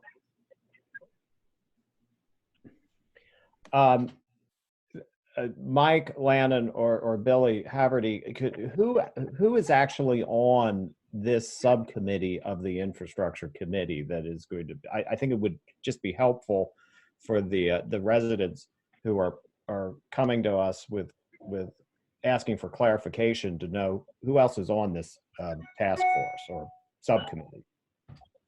I can speak on that. This is a recent development that just has happened that I've spoken with Mike, and he's trying to come up with a resolution to the issue. There's no covertness going on here. We're just trying to be proactive to get our arms around everything and get this project across the finish line. There's no ulterior motives. I'm just stepping up as a volunteer to try to help out not only the village, but Don Knott, who I've known all my life, and his wife Johanna. There's nothing covert going on here. We're just trying to come up with a solution to get this resolved. Thank you. Mike Lannon? Yeah, so it really is just getting started here. It was my understanding that both Overgag and the Knotts were going to do individual surveys, and then we were going to get together and form a committee of some neighbors and some people from the infrastructure committee. At this point, I had suggested Billy Haverty would chair that, and we haven't really even put the committee together yet because I thought we were waiting for these surveys to get started on it. As I had mentioned before, it's not something that we need to do this. We just need to discuss I think from the village one shows that it's generally in the street. And then now the details of how we address the drainage is something we can move forward and do. So that's a very good question, Jeffrey. And I think we ought to start putting some people together on that committee. We can do it here during this call, or we can do it at another time. I would appreciate your doing it at another time, please. I thought you might say that. Thank you. Any other questions or issues from people who are attending this meeting? Yes, I have a couple, please. Okay, Morgan, you can hear from my voice where I'm going, please. Absolutely, but I did not take up the bulk of this time. Okay. Billy, nothing was mentioned about covertness. I'm sorry at the frustration noted in your voice. Unfortunate. Mike Lannon, for a 2-year project, you're now telling me it's just getting started, and at the same time, there's no communication problems. Those things seem to conflict. But that's just an observation, and it's only mine. I have a question to Steve Castellanos. Clarification on your email from last night or Friday night, I forget which. Left to your own devices, you would kick the can down the road. Can you clarify that, please? Yep. The technical discussion of the North Avenue project in this meeting adds no value. There are engineering related questions We have one engineer who is in the overseer's chair. The remainder of the overseers are not.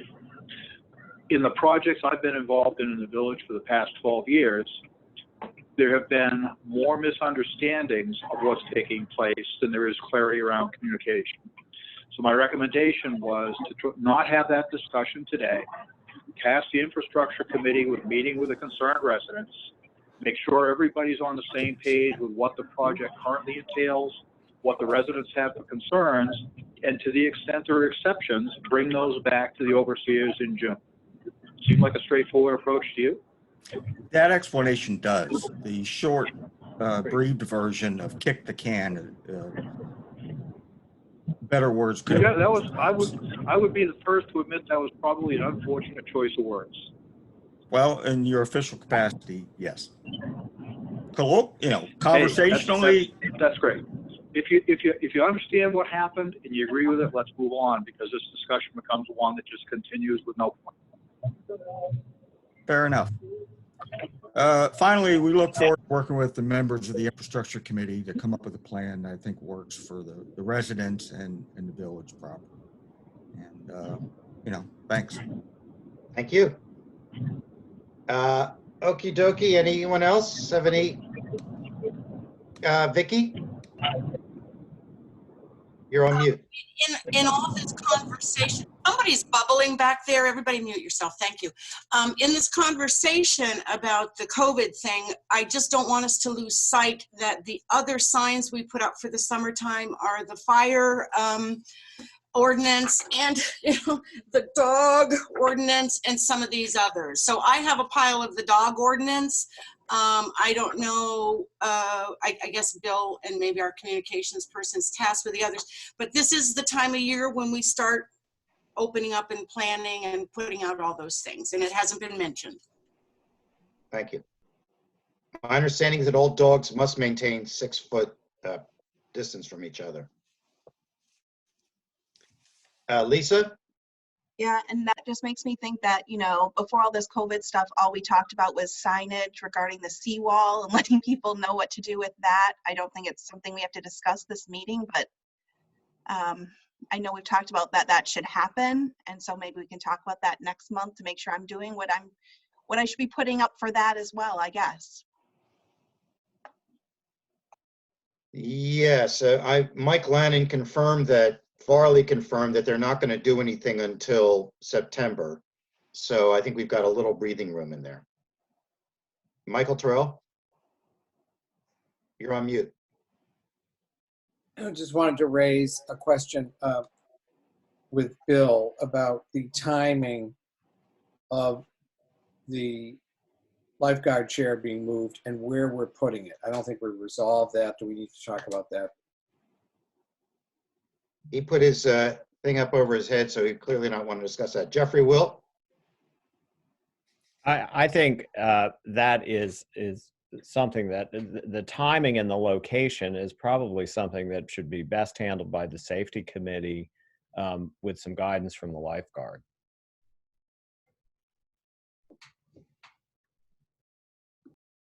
Seems like many things end up back in your court, Michael. I was thinking the same thing, Jeffrey. Thanks so much for taking care of that. Anything else in terms of comments, issues regarding this meeting? I now have everybody on one screen. This is good. New and continuing business. I don't know what that even means. We're going to adjourn now. And as a reminder, I'd like all of the overseers plus Steve Kaz to hang around. You'll be getting an email shortly from Nina with a link to a new Zoom call, which will just be myself, the overseers, and Steve Kaz. And that will be an executive session that will not be too long, I don't think. But otherwise, I believe, is the end of this meeting. Our next scheduled meeting is Sunday, June 14th, Flag Day. Thank you very much. That's the end of this meeting. Happy Mother's Day. Happy Mother's Day. Happy Mother's Day. Happy Mother's Day.